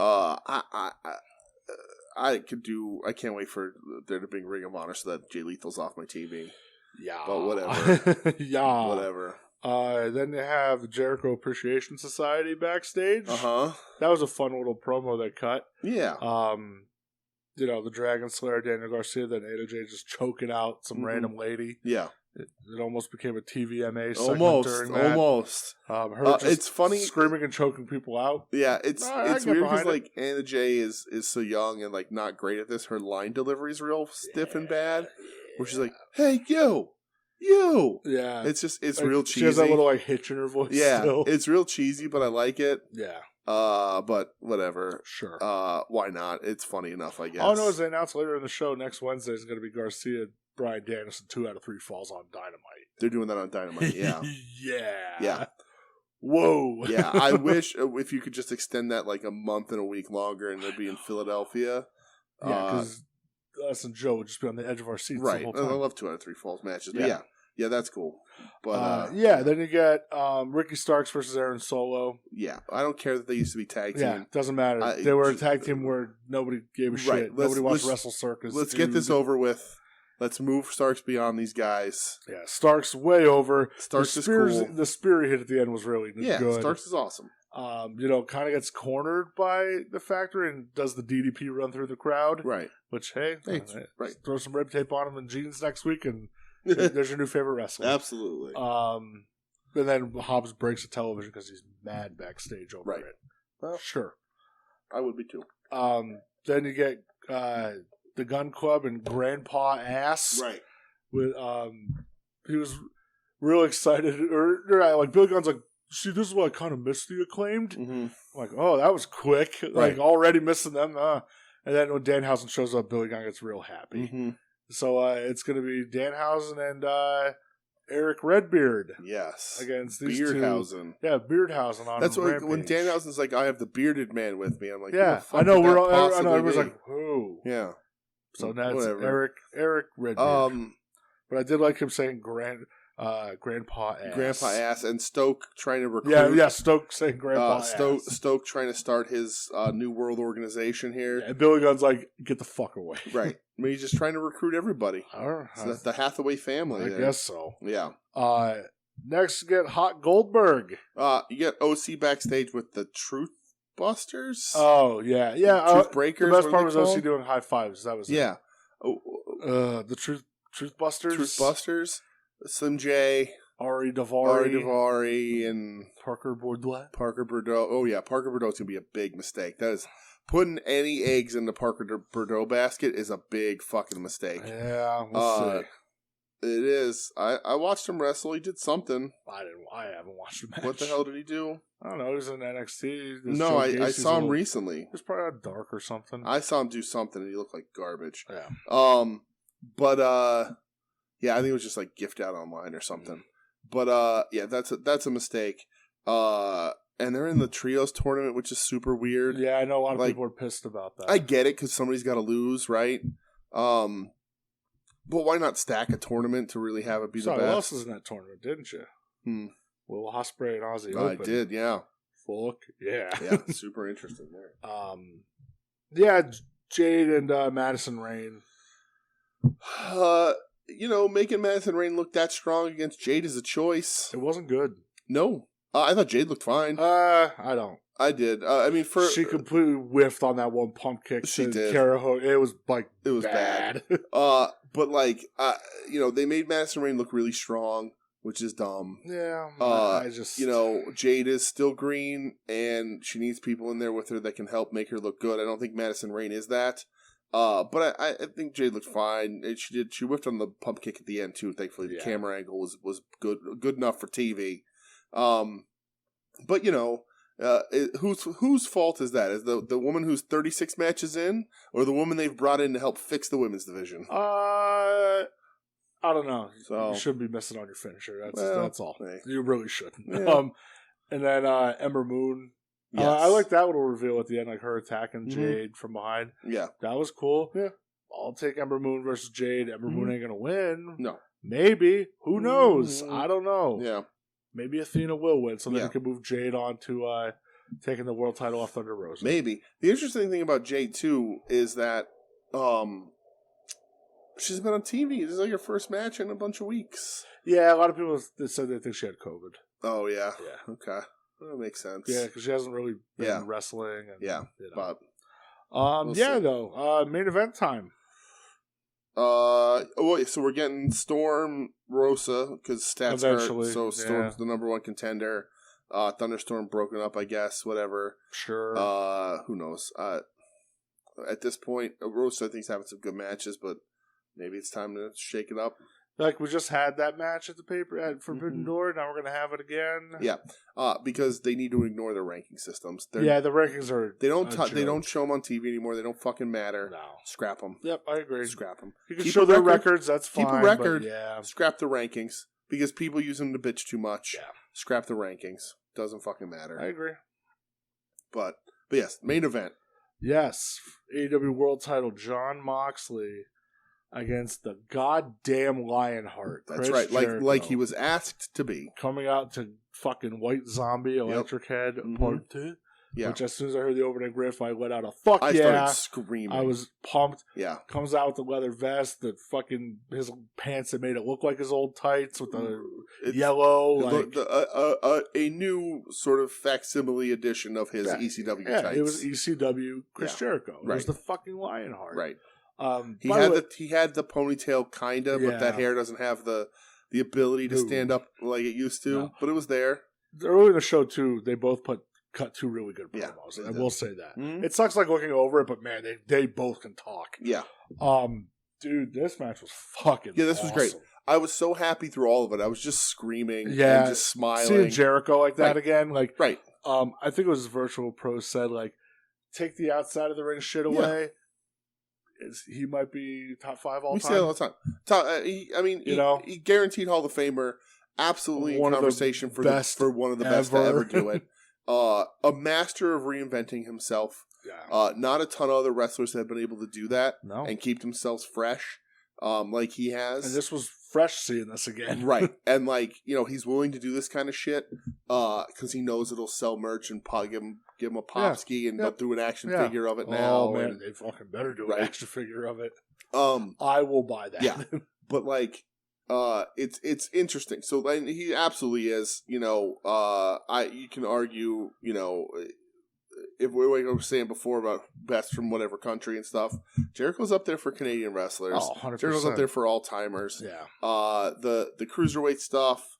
So you have the Japan stuff, the Smoky Mountain stuff, ECW, to the ECW, to WCW, to becoming the first ever unified champion in WWE with the Y2J, with all the stuff he did there, with Into the List at the end, the Jericho, him and Owens stuff. Even when the time like you weren't really watching, the feud he had with Shawn Michaels was incredible, where he just like wore suits and started just using big words. He said, he goes, I want to be Nick Bockwinkel from AWA. Right. Like, that's what I wanted. Right. He's like, he said, he goes, I took the hit of, I don't want merch. Yeah. He's like, I'm a bad guy. Why do people buy my shit? I don't want that. I was like, God, it's so perfect. It's supposed to be. And you get the was it AJ Jericho Y2AJ thing? Yeah, like that feud was good. The feud he had with Punk over the title was good. It was great. It's just, man. Right. The fact that he has tried to actually fight Bill Goldberg and Brock Lesnar. Hey, fuck yeah, dude. He's an all-timer. Yeah. No matter what. And this match was awesome. This made me real happy. Yeah. And, dude, the match was so good. Really good. Of course, Moxley adores the business. That fucking earring tear. Oh, it was so good, though. Gross. And then Jericho getting busted hard way. Yes, he did. Brother. He sure did. You got long throw, Sammy Guevara. Him having Moxley in the walls of Jericho for like 5 minutes straight during the commercial break. Grab, but whatever. Well, but that's walls of Jericho, the walls of Jericho, that's right. Like him for like 5 minutes straight, like that's sick. Mm-hmm. Dude, that was almost like, you can't even say it's a rest hold. Jericho has to be in like a squat. Right. You know what I mean? Like that's a lot. Mm-hmm. I like that they did it through the whole commercial too. Yeah. That was smart. Yeah, it's awesome. I love this though. Mox looked fucking great. Yeah, he did. Man, when he fires up and he hits like the lariat, shit just goes up to another level. Yep.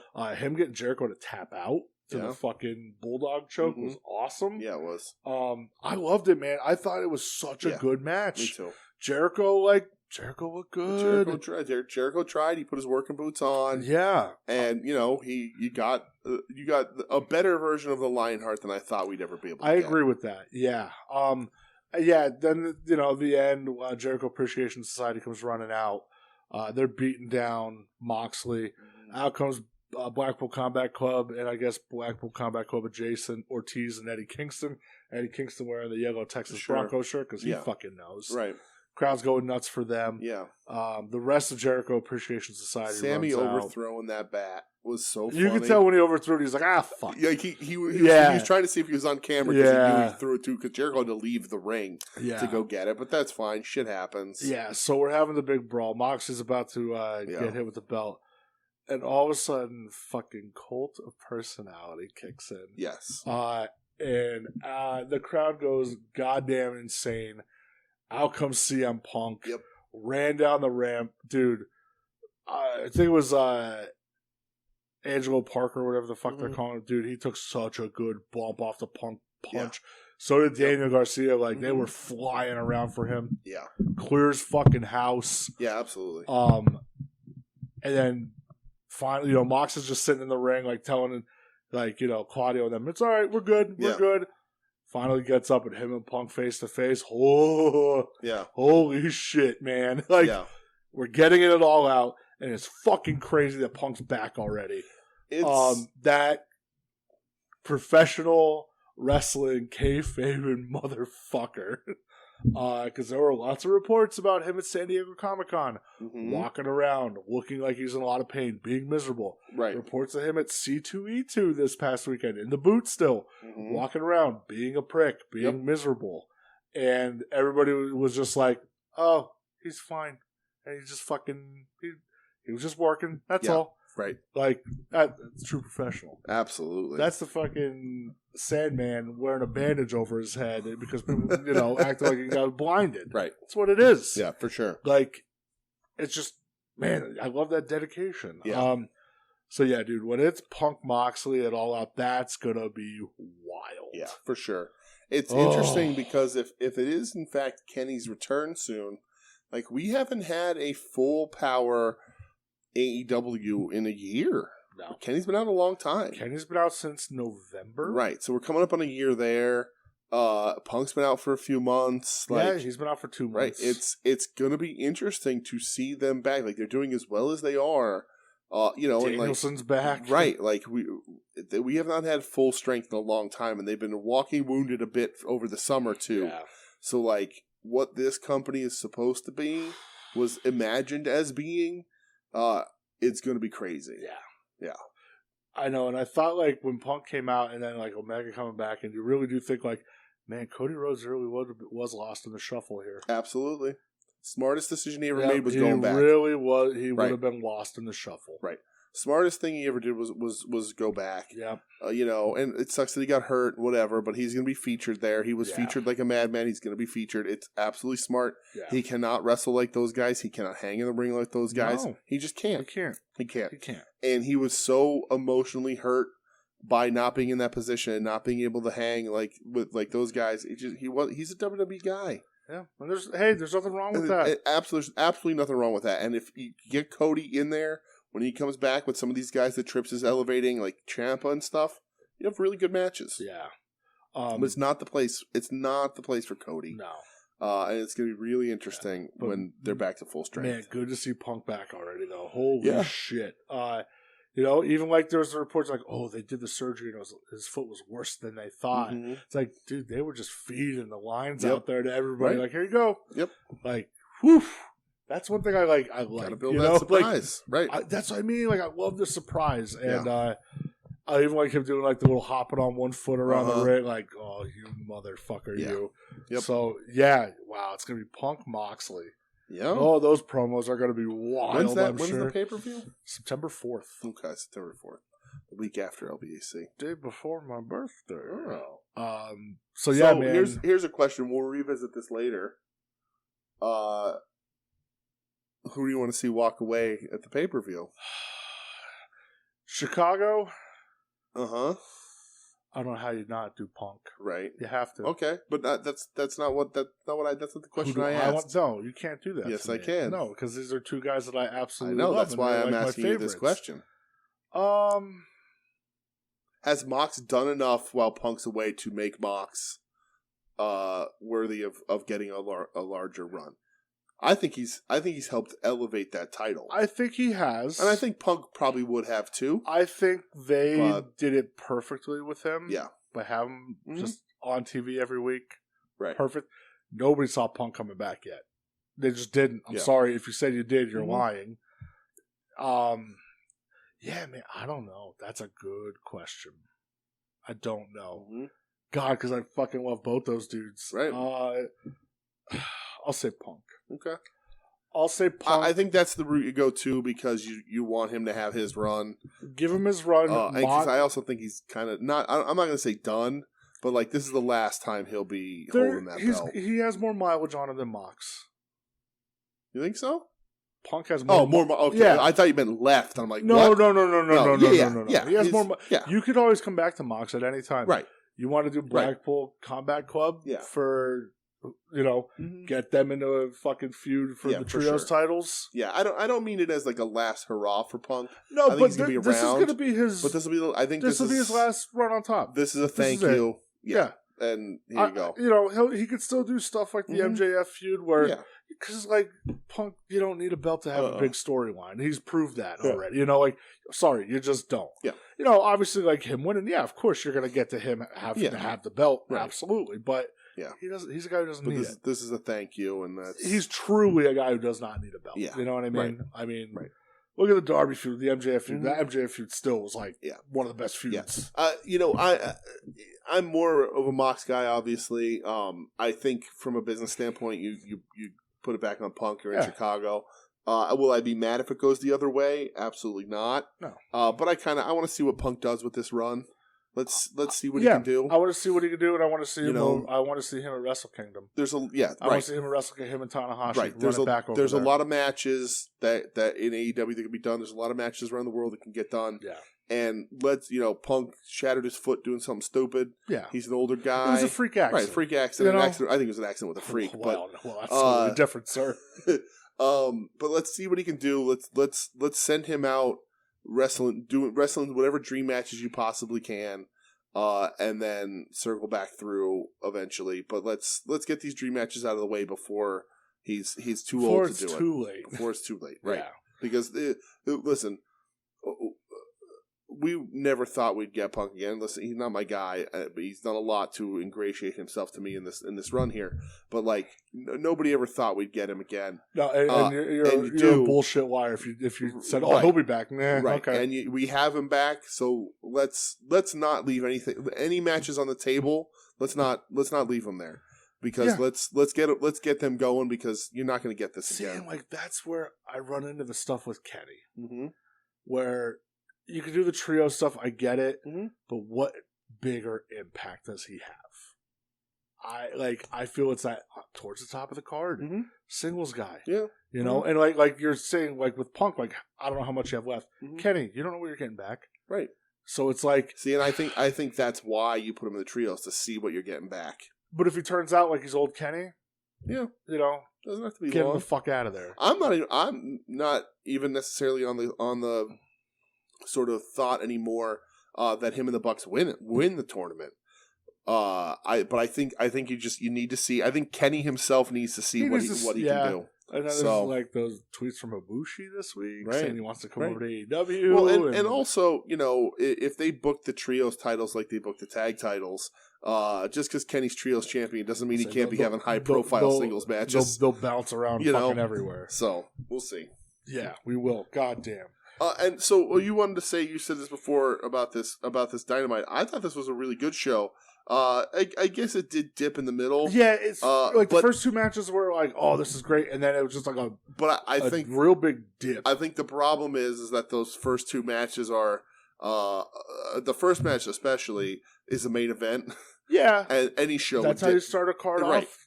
Any show would dip in the middle after how good the two openers were. I guess that's part of it, especially because then you end with something that was as good as Mox and Jericho. Yeah, but I think overall, it had good wrestling, and then good backstage non-wrestling moments, and then a huge fucking wrestling moment. So man. This was Quake at the lake. Nobody saw coming. Right. Quake by the lake. Yes. Sorry. So, all right. I guess we'll get into G1 talk. We will. We got a lot to talk about here. We certainly do.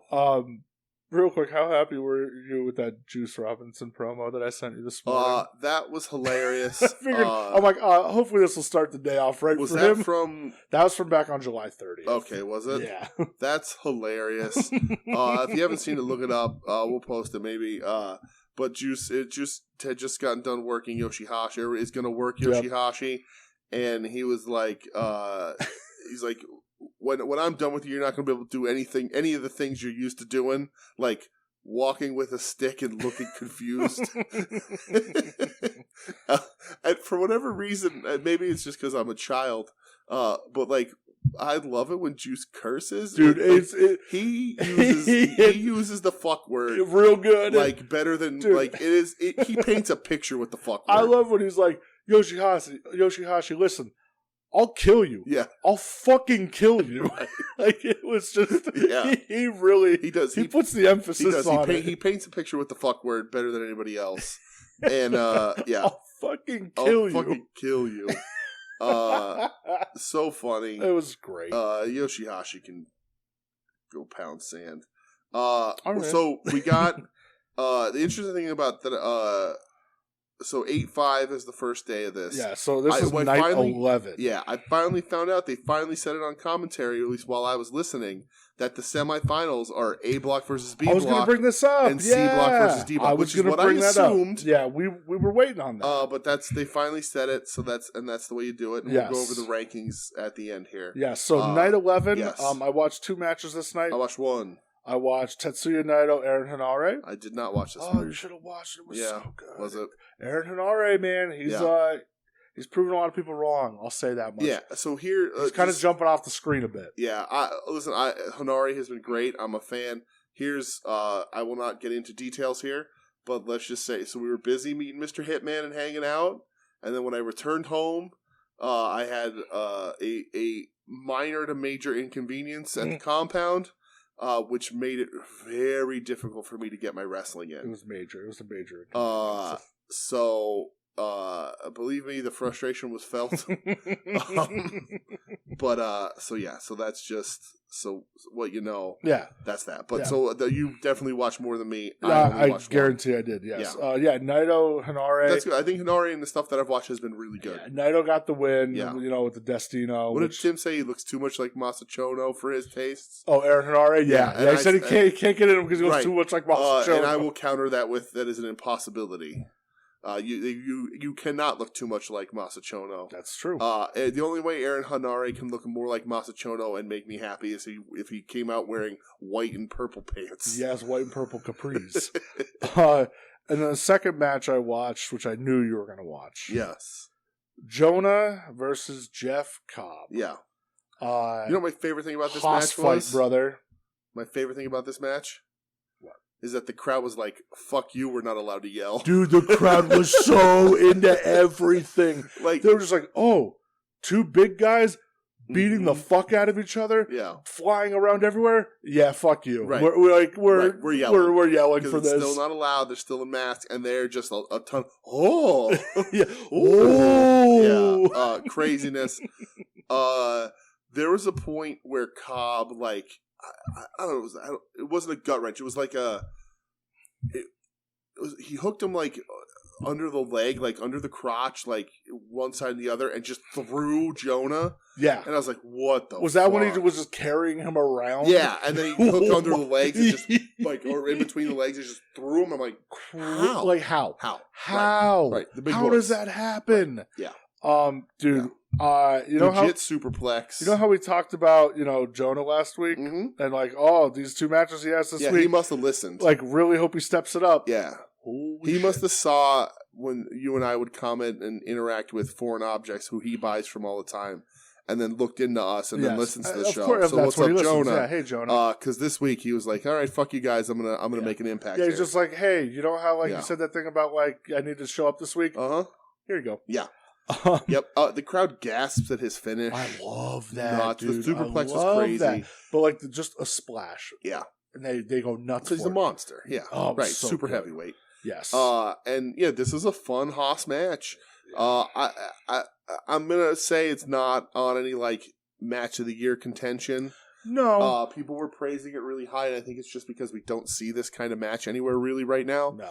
Because there's nobody like the size of these guys two anywhere. Big fuckers tossing each other. But this was a lot of fun. Yeah, and a lot of impressive shit. Yeah. So the next night 12, I watched 4 matches.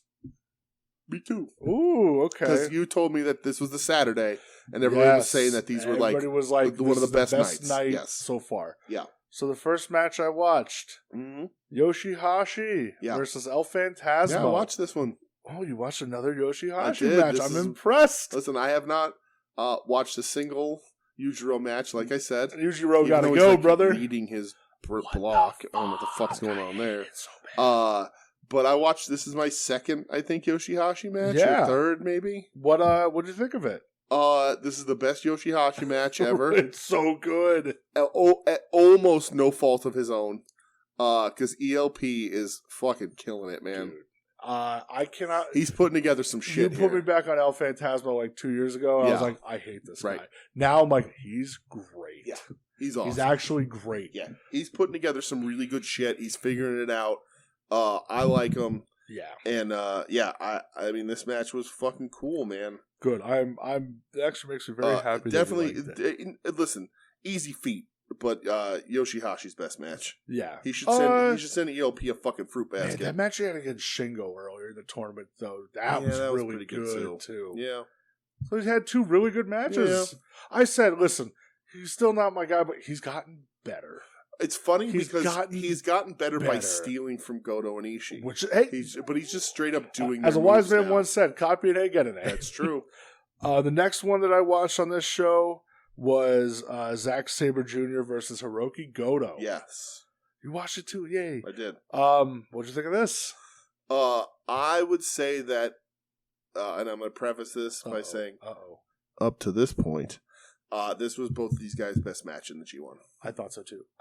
This match was awesome. Dude, Zack Sabre Jr. What a hellacious run he's on. I'm going to tell you something about Zack Sabre Jr. that you may disagree with, but I watched this match and Zack Sabre Jr. reminded me of someone while I was watching this match. Who? Nakajima. The way he threw his kicks and the absolute disregard for the health of anyone in the vicinity. Yep. I was like, these are Nakajima kicks. Yeah. Like, he doesn't wrestle like Nakajima. They're completely different style but when wrestlers. he throws his kicks, when he was throwing these kicks, I was like, those are Nakajima kicks. Because he's a fucking menace. He's a menace. They just look mean. It doesn't look like wrestling. It looks mean. It looks like you owe him money. Yeah. Dude, I still, I know a lot of people with, like, Zach, like, the grapple fuck, whatever. He doesn't always hit for me. He does it better than anyone. He does, definitely. I think his transitions are so ridiculously smooth. Yeah. And I'm yearning for Bryan Danielson, Zack Sabre Jr. at Wrestle Kingdom. Yeah. Yearning for it. God damn, it was so good. Yeah. This is their best match in this tournament. Either one or both of their best match. Goto is on a great fucking run. More on that in a bit. Unreal, dude. Saber's. I'm not gonna say he's hit or miss for me because I do like him, but sometimes I think his style clashes against other people that in a way I don't really like. But a guy like Goto, again, one of my favorite matches ever was him Ishii. Yeah. Because he's trying to stretch Ishii and Ishii just kicking the shit out of him. Yeah. And like this was like that match almost like forced Saber to change his style and become a little more tougher. And Saber's he's bulked up too. He looks better. He does.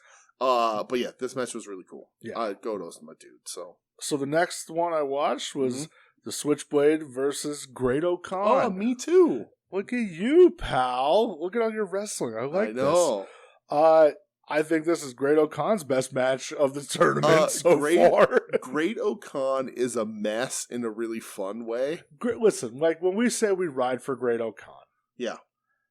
I ride for him for a lot of things. For a lot of reasons. Wrestling may not be one of them. Right. His moonsault certainly ain't one of them. It certainly is not. But I'll tell you what, the Blade Runner with the claw on was an awesome spot. So that was really cool. Good. And then I like that after he got beat, he made a young boy give him a piggyback ride to the back because he was so tired.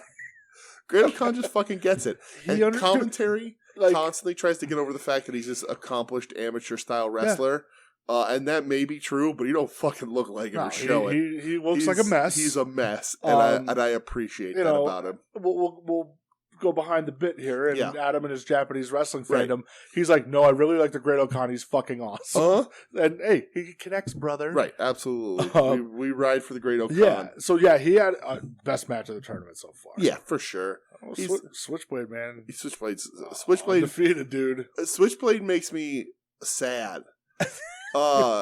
Because I was so fucking wrong about him. Yeah. And listen, I don't like to have I don't think I have an ego.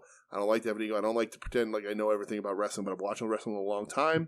I think about wrestling almost all the time. Like if I'm just pretty much my brain around, that's my brain about wrestling. Yeah, that's I'm thinking about just what it is. How to do stuff. There was a time where I wanted to be a wrestler, so I think about that side of it all the time. How I would do it, what I would do.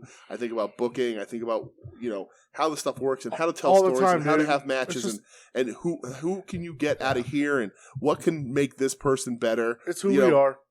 Right. What little thing can this person do to elevate them? What little thing can you do? What can you improve upon that'll set you off and put that rocket ship and, like all that sort of stuff. I like to see the landscape. I like to see who's coming up, who's all around, who's not going to make it, who is, and so on and so forth. I fucking whiffed on Jay White. Dude, we both did. We did. Chuck was right. Chuck was right. Chuck was right about him and fucking Hangman Page. Right. Chuck was right. Yeah. Hangman I never really dug, but I was fine with. Jay White, I was like, this dude sucks. You know what a big thing, and it's so fucking stupid and simple, why I kind of like into Jay White, and what made a big difference for me? Grew a beard. Okay. You remember him without a beard? I do, yeah. I hated his face. He looked stupid. Right. That's why I have a beard. I look stupid but like the without beard, one. like it just, I don't know. Right. It works for it fucking works. Right.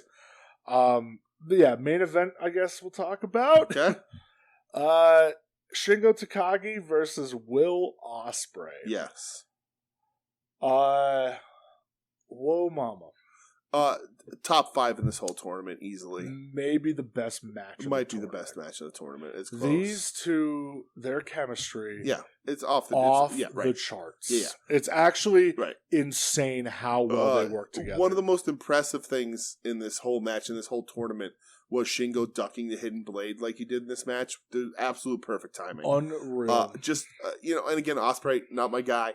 But when he does this kind of stuff, I could nitpick. He's a guy you've softened on. Right, I have. I can nitpick, and one of my nitpicks, and it is in my notes about this match, is that Ospreay, when Ospreay wrestles a match, he's in that match to make himself and himself alone look good.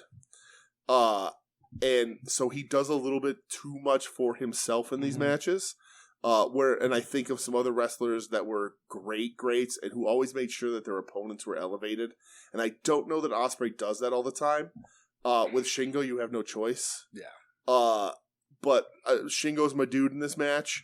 I think Shingo's timing is impeccable. And this is an amazing match. Shingo got the win. They I don't know their personal relationship, whatever it is. I know, right? But to do the stuff they do, to be that in tune, you have to have complete trust. Yeah. Because the one thing about Ospreay, when he's hitting hard in these matches, like that hidden blade, when he's not going to hit it, he doesn't throw it 6 inches over your head so you can duck it. Yeah. Duck it or you die. It's literally like, if you don't duck this, and that's you're getting hit. I was watching, I guess it was Dynamite. Oh, it was. It was Dynamite. Michelle was watching, and she was marveling at Jade because she's also infatuated with Jade. And it was Jade Madison Rain, and Madison pinned Jade, and it was a 2. It was like 2 3/4. And before Jade kicked out, Madison let go and backed off. And she was like, "Well, that looks weird." So I explained to her that in professional wrestling, here's the rule. So not everybody's good at this, but here's the rule: the referee's job is to count to 3. Your job is to kick out. Your job is to kick. If you don't kick out before 3, to shoot that's 3. not on the referee. Where's that referee? He was trying to fuck on me. But that's not on the ref. Because I hate when referees, and everybody does it, and there's referees in Japan that do it. The 3 count, the third. They stop the 3 count. The third count is slow. Yeah. It's slower than the other 2. Or they stop because they're anticipating the kick out. I'm like, and I get it. You don't want to accident. You don't, whatever. But even if your hand hits for the 3, you just throw up the 2 really quick and let everybody know. Yeah. That the Jade match, Michelle caught that, and I explained all that to her.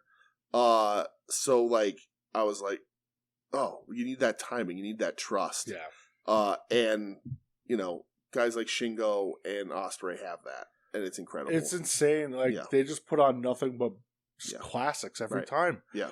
I think somebody on comment, I think it was Kevin Kelly's like, this might be the best feud we've had in this company in the last 5 years is these two. Right.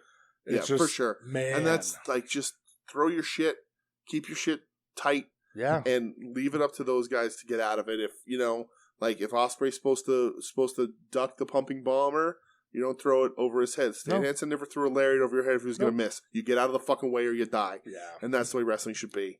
And these two every time, man, they just have it. They absolutely kill it. It's crazy how good they are together. Yeah. So the next night, this is night 13. I watched 2 matches. I watched 3. Okay. What was this one match that you watched and I refused to watch because I don't believe it happened? Certainly was. Brother. All right. So the first one I have here is Juice Robinson, El Phantasmo. A match so good it warranted an immediate text message to you. Yeah. When I knew that you said, "Did you watch this yet?" I was like, "Oh, he loved it." I was mid watch when I texted you. So Juice and ELP, friends, Bullet Club brothers, Bullet boys together. They share a hatred of Chase Owens. Yes, they do. They both hate him. This was hilarious. Yeah. So taking the piss out of wrestling a bit. You know, doing the easy spots, the headlock takeover, slow motion stuff. I loved it so much. Amazing. Doing like the simple arm wringer, like just slow reversal. Because they're buddies. They don't need to get one over on each other. But they did the right thing where like eventually like ELP takes a little too far. Well, yeah, he put his feet on the ropes to try to actually get the pin. Right. And then Juice fucking pulled the tights. Right. And then they're trading cheating pins. Yep. And then they're comparing weapons outside the ring. Where he's like, I got a chair. Well, I got a table. Well, I got this. I got that. And like ELP yelling at Juice, he's like, I'll fucking fuck you up. Right. It was great. And then it sort of just devolves into a match. Oh my god. There was a spot in this match where ELP almost died. Juice did a really good job of catching him because Juice ELP jumped too high and was about to go like over Juice with the guardrail onto his head. Yeah, dude, Juice saved him there. It was almost like he just hugged him when he caught him. And ELP gets the DQ. So it's fucked up. Mm-hmm. I can almost in the future see an ELP babyface run. Yeah, I can see them kicking him out of the Bullet Club for some reason. Okay, he's connecting. Yeah, he's connecting with the crowd. Mm-hmm. Yeah, definitely. And like this was kind of, I feel like, was like planting the seeds a little bit. Okay. And Kevin Kelly did a great job because he does a great job. Right. Just pointing out, like, you know, his emotions got the best of him here, you know, and he's frustrated with himself now because he can't believe he actually did this. And I don't know, I could see it in the future. I get it. He's a charismatic guy. Very charismatic. For sure. I loved it though, man. It was so much fun. It was fun. Sure. So now for the match that you watched that I didn't from this show because I refused. Yeah. So it's Chase Owens versus Tomohiro Ishii. Before I watched this, we all knew that Chase Owens wins. So let me just get that out of the way. But I needed to watch this because you needed to see it to believe it. Right, because Ishii's my guy, and I wanted to see if like I called it a hate watch, but like I wanted to see if Owens earns it, right? Because Ishii's one of those dudes you're gonna have to fight him. Yeah. But I wanted to see if Chase earned it, and Ishii's going out on his back on this. A lot of people saying his last G1. Oh, it makes me so sad. I hope not. I hope maybe this one he gets one more. Like this one was like well, I can't go out doing this shitty because he's only won like one match. He's 1-4. So I don't think this match was bad. A lot of people have said this is easily Chase Owens' best match. And he's not the reason why. Again, you know, this is I took a dump earlier. It was the best shit of my life. Like, you know, Chase looks out of place and out of shape in a New Japan ring. I don't want to body shame anybody. That doesn't bother me. I was kind of reading the same sentiment of a lot of people online about this. We're just like, he doesn't look like he belongs. No, he doesn't. Not even a little bit. He doesn't. He's nothing about him looks like he belongs. He's not charismatic. He doesn't have a look. You know, like if Bad Luck Fale's a worse wrestler than Chase Owens now, but at least Chase Owens. Got the presence. But at least Bad Luck looks like a monster. Yeah. You know, like Yoshihashi isn't a very good. He's a better wrestler than Chase Owens, but like he in some ways connected with the crowd. Chase Owens doesn't have any of that. There's just nothing there. You know, he's slow. He's the opposite of crisp in the ring, and he does all the Kenny's moves. I would say he does a lot. Like of that's the shit. joke is that he does the B trigger and whatever, but he can't do them. No. So like the thing, and I don't know if this he is does them shitty. I don't know if this is a rib or whatever, or if it's a rib on a rib, and they're ribbing Chase Owens by telling him to do this stuff. Ribbing on the rib. But we used to talk about Omega all the time, doing the Z trigger or the V trigger and all that sort of stuff. And like being like how every time it looks incredible. And how does he do that?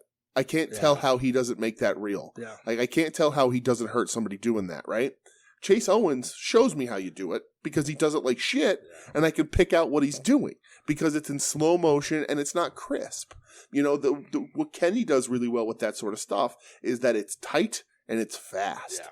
So you don't get a chance to figure it out. Nope. You know, he's showing you the trick, but he's not showing you how he does it. Yeah. Chase Owens is doing a card trick in slow motion, so you know how he does everything. It's insane. He's a slow motion magician, right? It's insane. Like he's a stunt granny, is essentially. You know what I mean? Like so, like the match. The world's shittiest street magician. Right. The match isn't bad. Ishii carries the load here. Goes out on his back. It makes no fucking sense, but whatever. I don't get it. Man. I don't understand. You know, you're not going to legitimize Chase Owens by having him beat Ishii. The crowd doesn't dig him.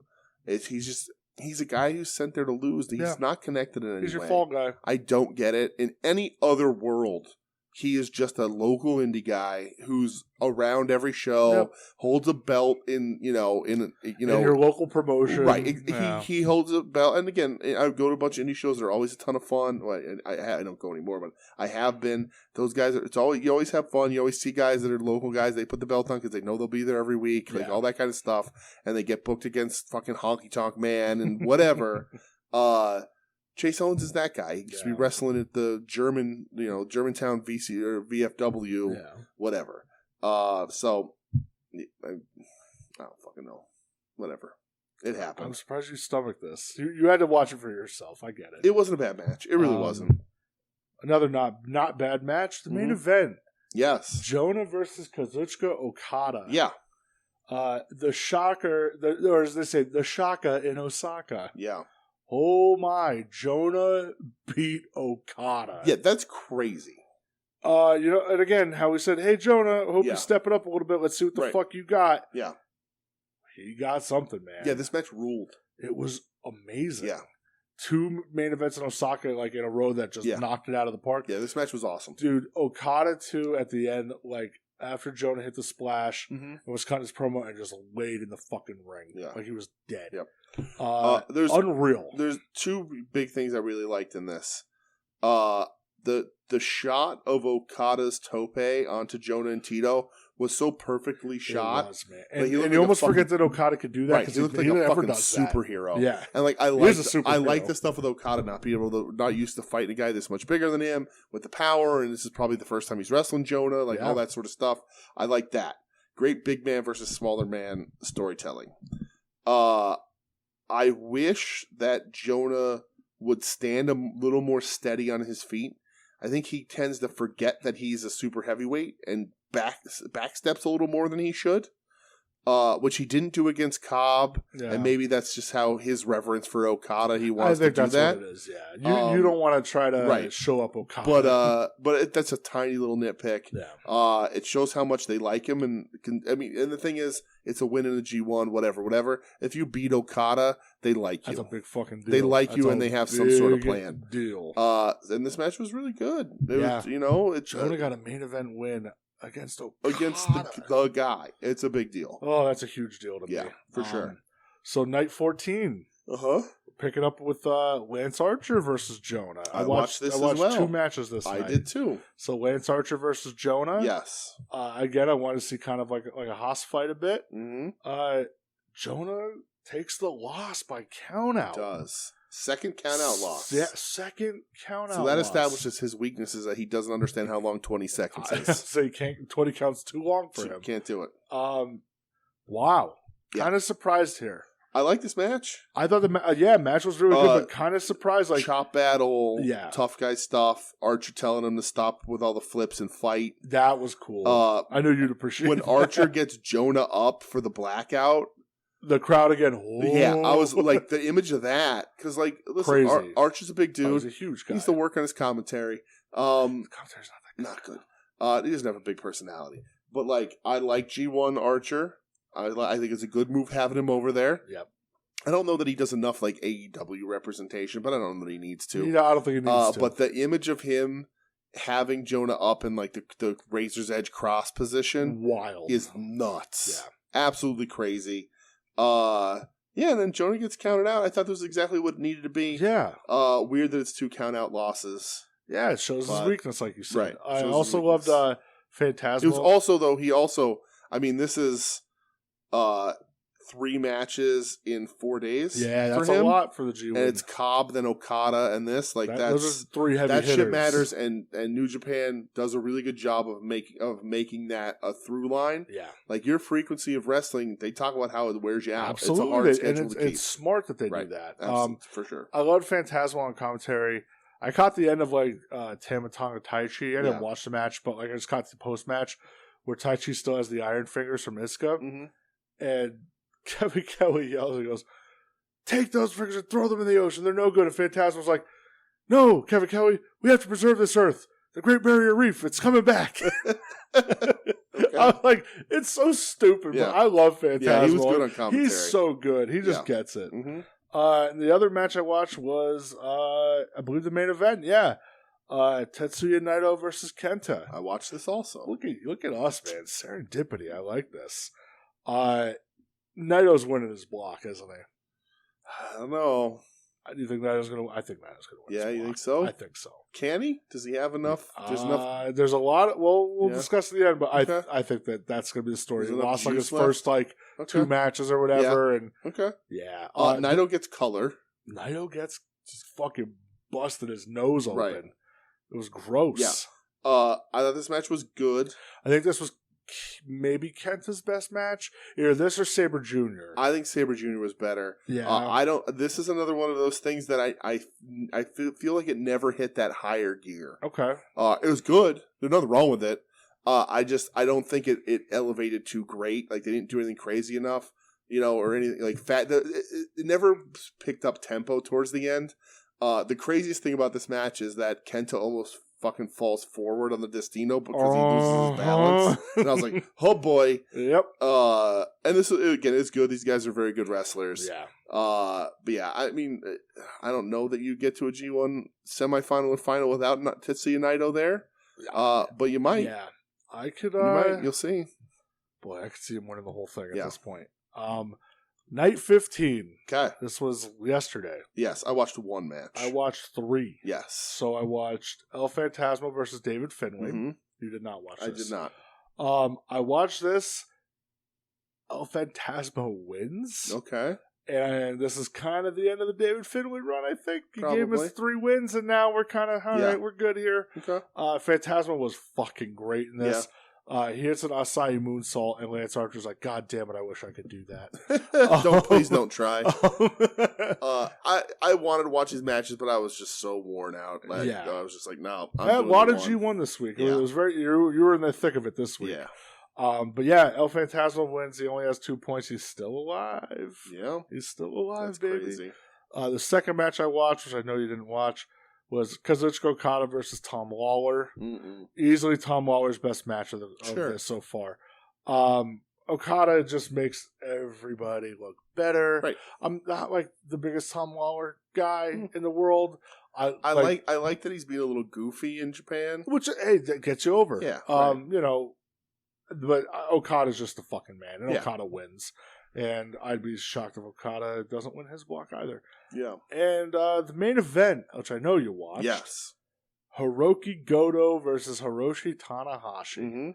On paper, Yeah. you think Tanahashi's going to win this. Mm-hmm. Tanahashi has to win this. Right. Tanahashi doesn't win Well, this. because the problem is that when you flip that piece of paper over, it says the G and G1 stands for Goto. And you automatically go, well, this is Goto. It's true. So it's the truth. It is the truth. Yeah. If I'm going to say this right now, if Goto wins the G1, not his block, but if he wins the G1, are you going to go get a Goto tattoo? I will get a Hiroki Goto tattoo. I'll get I'll find there's like that T-shirt of him as a samurai or whatever. You're gonna go I'll get a find Goto something tattoo? and I will get a Hiroki Goto tattoo. All right. If he wins this entire G1. Can you get the picture of you and Goto tattooed on yourself? Yes, on my back. Yes. I will go nuts. I will be so happy. I don't think Michelle will be happy. I will be happy. Okay. Get it tattooed on your thigh. Yes. Yeah, man. Goto towards the end of this match when he hits the GTR, I thought he fucking murdered Tanahashi. He hits it so hard, and I like the fact that Goto's he's fighting for his son. Yeah. Yeah, he I saw the translation of the post match. He's like, my son's watching this on World, and Daddy's doing this for you. And Tanahashi's even like, I'm all right losing to him. He's doing it for his son. That's nice. Yeah. But yeah, man, Goto, he's having a hell of a G1. I will find it, but if he wins the G1, is it the blue shirt with the white? I'll get this little guy tattooed on me in the center there. All right. Well, Japanese. Somebody's got to get a clearer image of that. Well, I'll find a better image of it, but yeah. But yeah, man, Goto, he's having a fucking kick-ass G1. I said before that him and Zack Sabre Jr. was both their best matches. I think this is Goto's best match. It's Goto's best match. In this G1. Tana looks fine. The knees, whatever. It is what it is. I think Goto looked awesome here. His mouth gets busted open. Dude, that was which wild is crazy. Did not expect this win at all, like you said. No. I love Goto. He's got a really good shot of winning this block. He has a good shot. And he might do it. Dude, the crowd loves him again. There's a lot of crazy shit going on, man. Right. He's looking great. I will love this dude forever. When Ishii hangs it up, this becomes my guy. You're not hearing about much in this G1 at all. Sonata. Not doing a lot of... It's not a fucking match, it feels like, in forever. But yeah, Goto... I think he only has, one match left. Okay. Goto's the dude, and there's a good shot of him winning this whole goddamn thing, so... He could do it. He certainly could. He could do it. But yeah, this was awesome. I love this match. Yeah. So before we get into the rankings of the G1, okay. Do you have something you want to say? No, I was just going to do the rundown for this week because we're in the home stretch, man. Right. This is it. Do you have a top three? Is there a top three movement that you can think of? Not on paper. I can't think of it either, but I probably would say Shingo Ospreay is probably number one. I think I would move that into my number one. I think this Goto Tana might be my number two now. Okay. Although Goto Sabre Jr. was really good. It was. And it's hard, but it's still the most surprising thing for me. That fucking Taichi Ishii match was so good. Yeah. But there's been some really great G1 stuff. This is a killer fucking G1. Yeah, dude. I still think the 4 brackets is a little excessive. It's weird. I think it's weird. Trim the fat. If you trim the fat on some of these wrestlers, and you had the potential here for like the best G1 ever because the matchups would have been so great. Like there wouldn't have been a match you could miss. Yeah. If you took out the Yoshihashi and the Yujiros and the Chase Owens and the Bad Luck Fales, like they don't need and to be dropped it so like every match was like I get you have guys that need to. I get you have guys that need to lose. Right, I understand. Right, I get it, but book it right. Keep it tight on the numbers. You can make an all-time best G1. I agree because the top to middle of New Japan's roster are fucking bangers. Yeah, and like you could have really done a lot of really cool stuff. So I think it's a little excessive because there are matches where like, Yujiro has fucking 6 points. Why? Yeah. But it's been really good. Yeah, dude. Do you want to do the rundown for what's all right? So this is what's left. Yes. So. We're the final week of the G1, so August 13th. I'm on right now. I only have 2 matches I'm going to watch. Because you have Hanare Kenta. Okay, that'll be a good one. I'll probably watch that one. Yano Jeff Cobb. I ain't watching that one. Yano is another guy. In front of these crowds, it does nothing. Right. Shingo Yujiro. I love Shingo, but no Yujiro in 2022. Yoshihashi Ospreay. Not happening. Taichi J. White. Ooh. I might see what Taichi shows up for that one. Yeah. So on paper right now I'm only watching Hanare Kenta and Taichi J. White. Okay. August 14th. There's only 4 matches this night. Okay. Yoshihashi Finlay. Definitely not happening. Taichi Great-O-Khan. Depends on what Taichi shows up in that Jay White match. Tom Lawler Jeff Cobb. No thank you. Tanahashi Kenta. Yeah, of course. And then, so... There's only 3 regular tournament nights left, so right? So August 16th is the heavy hitter. This is your last night of tournament action. Yes. Okada Archer. I might watch that. I like Archer. Jonah Battle Fale. Oh, man. Fale can't do shit. Ishii Sonata. Yeah. Tamatonga Jay White. I haven't watched a single... No, I watched that one against Ishii. Which, that's we'll see. Because Tamatonga's had... Yeah, it could be good. And, that's kind of like blood feud there. Yeah. Goto Evil. That sucks. I will watch that depending... If Goto can beat Evil and win that block, I'm going to watch that with a glass of champagne. You're like, Michelle, leave the room real quick, please. Yeah. Naito Zack Sabre Jr. Yeah, of course. That's going to be awesome. Shingo El Phantasmo. Yeah, I mean, that's how could you not with what they've both been doing? And the main event, Ospreay Juice. Ooh. Interesting. Okay. So that's August 16th. Yeah. August 17th is your semifinal night. Okay. Which this could go many ways. If there's ties, it could be 3-way matches. Is that how they're doing that? Yeah, they said if there's ties, you could do a 3-way. Oh. You could do almost like if like everybody's there's a scenario where if everybody's tied with 6, they're just gonna do like a battle royal. Interesting. Yeah, this isn't just like straight up. I like that. Yeah. So speaking of that, here's where the brackets lay right now. A block, Okada's at the top with 8 points. This is just updated the 10th. What is that? 2 days ago. Is this not updated with yesterday's? This says that was I think so. Yeah. Oh yeah, because today's it's today the 12th. It's the 11th. It's the 12th now. Yeah, yeah. I always confuse so myself. Okada with 8, Jonah with 6, Jeff Cobb with 4, Tom Lawler with 4, Bad Luck Fale with 4, Yano with 2. At this point, I would say that.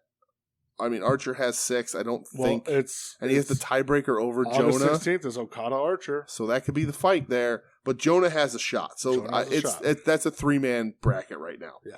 B block: Jay White with 8, Tama Tonga with 8. Wow.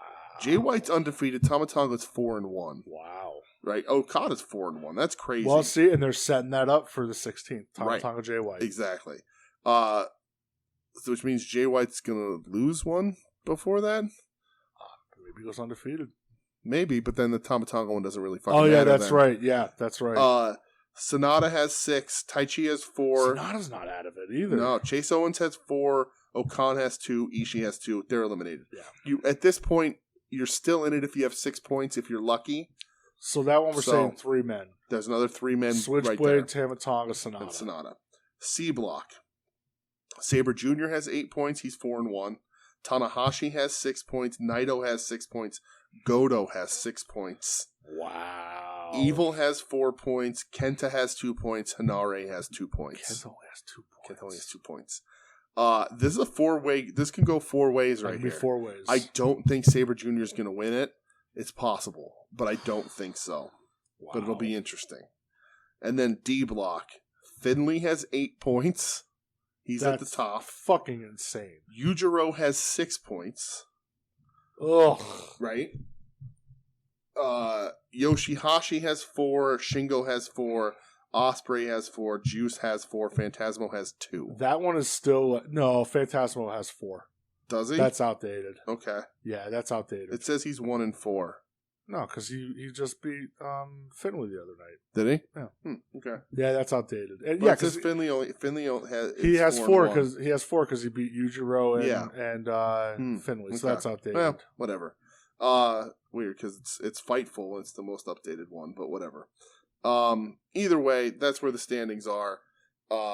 Really interesting stuff. The D block it's seemingly a 2-person race between Finley and Yujiro. Because Shingo and Ospreay only have 4 points each here. Yeah. Which is hard to do. It's hard to catch Finley. That'd be really interesting. I don't know how. It's gonna be weird, man. But right, because it was night 15 the last night. Night 15 was the last night. Yeah, so that's where we're at. But whatever. Yeah, this can be interesting. I want to address something. I know we're running here at the end of the show, but G1 related. I want to reach out to Kenny Pete of the Mystery Men podcast. Called in to At Odds with Wrestling. How do you know this already? Because I have great mental telepathy powers. Okay. And asked us via them when we said a few weeks ago to call into At Odds with Wrestling. Yeah, call into them and ask us your questions. They'll get to us. And he's asked about the booking of Shingo and why it's so bad. And prior to looking at these rankings, I was like, what do you mean? Shingo's not being booked bad. Yeah. But he only has what block is he in? D block. 4 points, 2 wins, same as Ospreay, supposedly.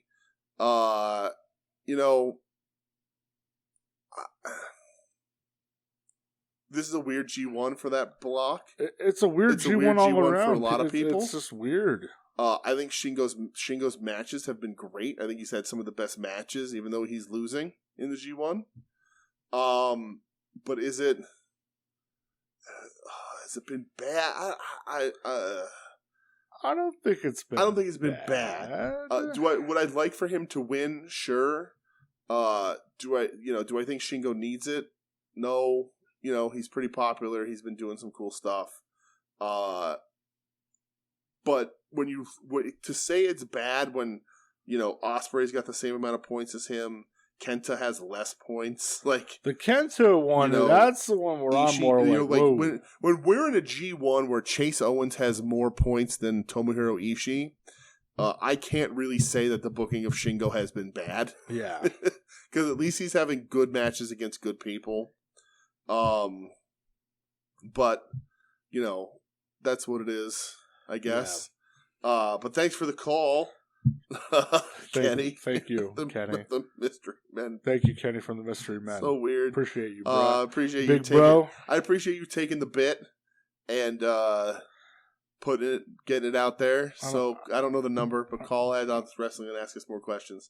Sure. Hold on. Let me listen to Ad Odds this week and see how pissed Joe and Adam were that they got a call for us on their show. They'll be fine. And then we'll see what's happening there. Yeah, they'll be fine. But that's it for wrestling.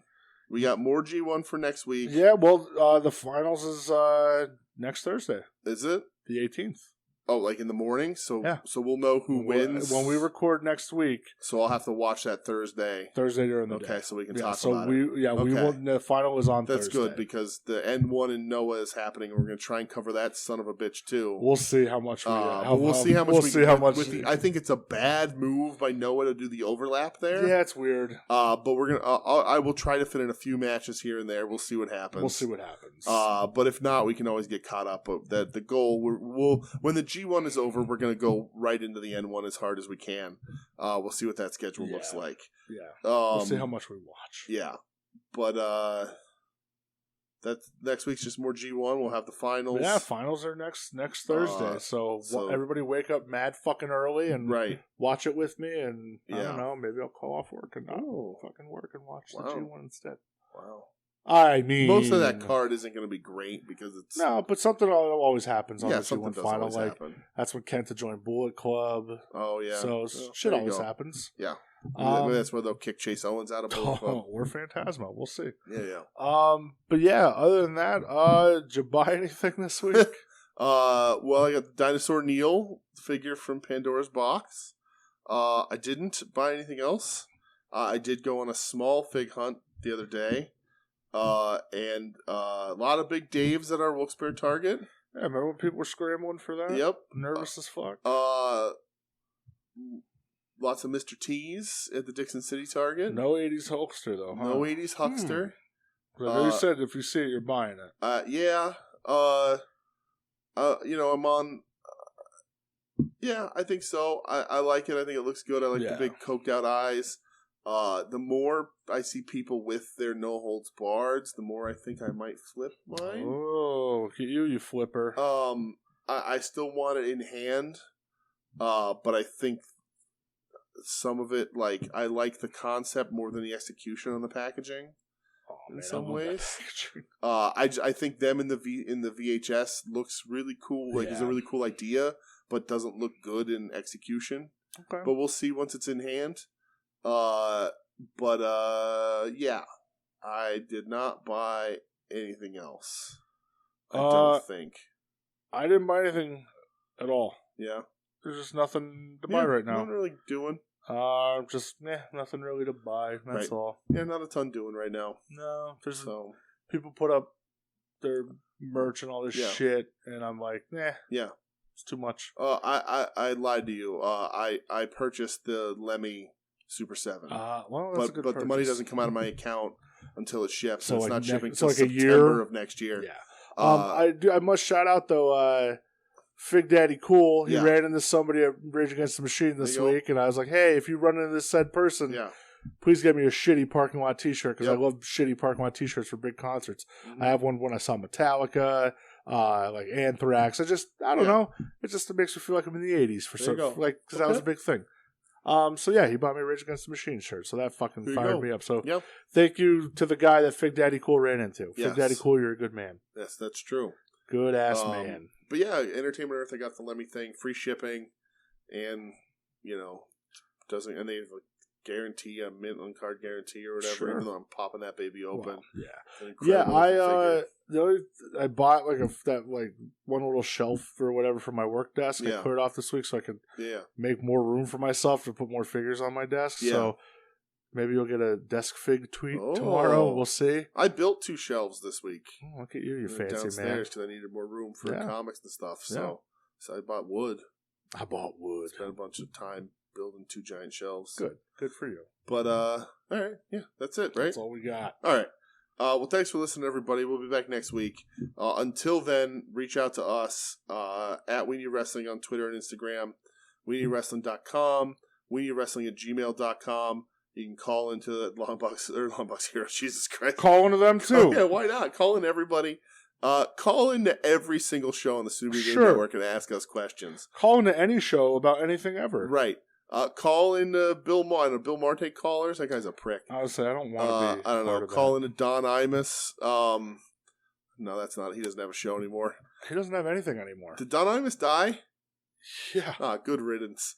I don't know, prick. But call in. I don't know. Gutfield, is that a thing? And ask about us. He's been dead for almost 3 years. Oh, really? Well, fuck Don Imus. I don't keep track of him. I mean, I agree. Prick. We're a proud member of the Soon to Be Named Network. At STBN Network on Twitter, soontobenamednetwork.com, soontobenamednetwork.tumblr.com. Anybody else on the network that goes anywhere else, they'll be posted there. Anybody from the aforementioned Final Wrestling Place, or Longbox Heroes, or At Odds with Wrestling, or Hit My Music, or Puzzle Warriors 3, or Longbox Heroes After Dark, or our other podcast, Wings on Wings. Go listen to us eat gray sauce. Listen to us eat gray sauce. We got a lot doing on that. Have you used that on anything else yet? No, I haven't had anything that warranted really hot sauce. That wasn't really hot. No, but and have extra flavor. I ate Thai food twice this week. It's I'm not putting everything bagel on my drunken noodles. You know what I mean? My basil fried rice. Boy, Thai food twice in 1 week, huh? Yeah, it was just leftovers. It was a lot of fucking food.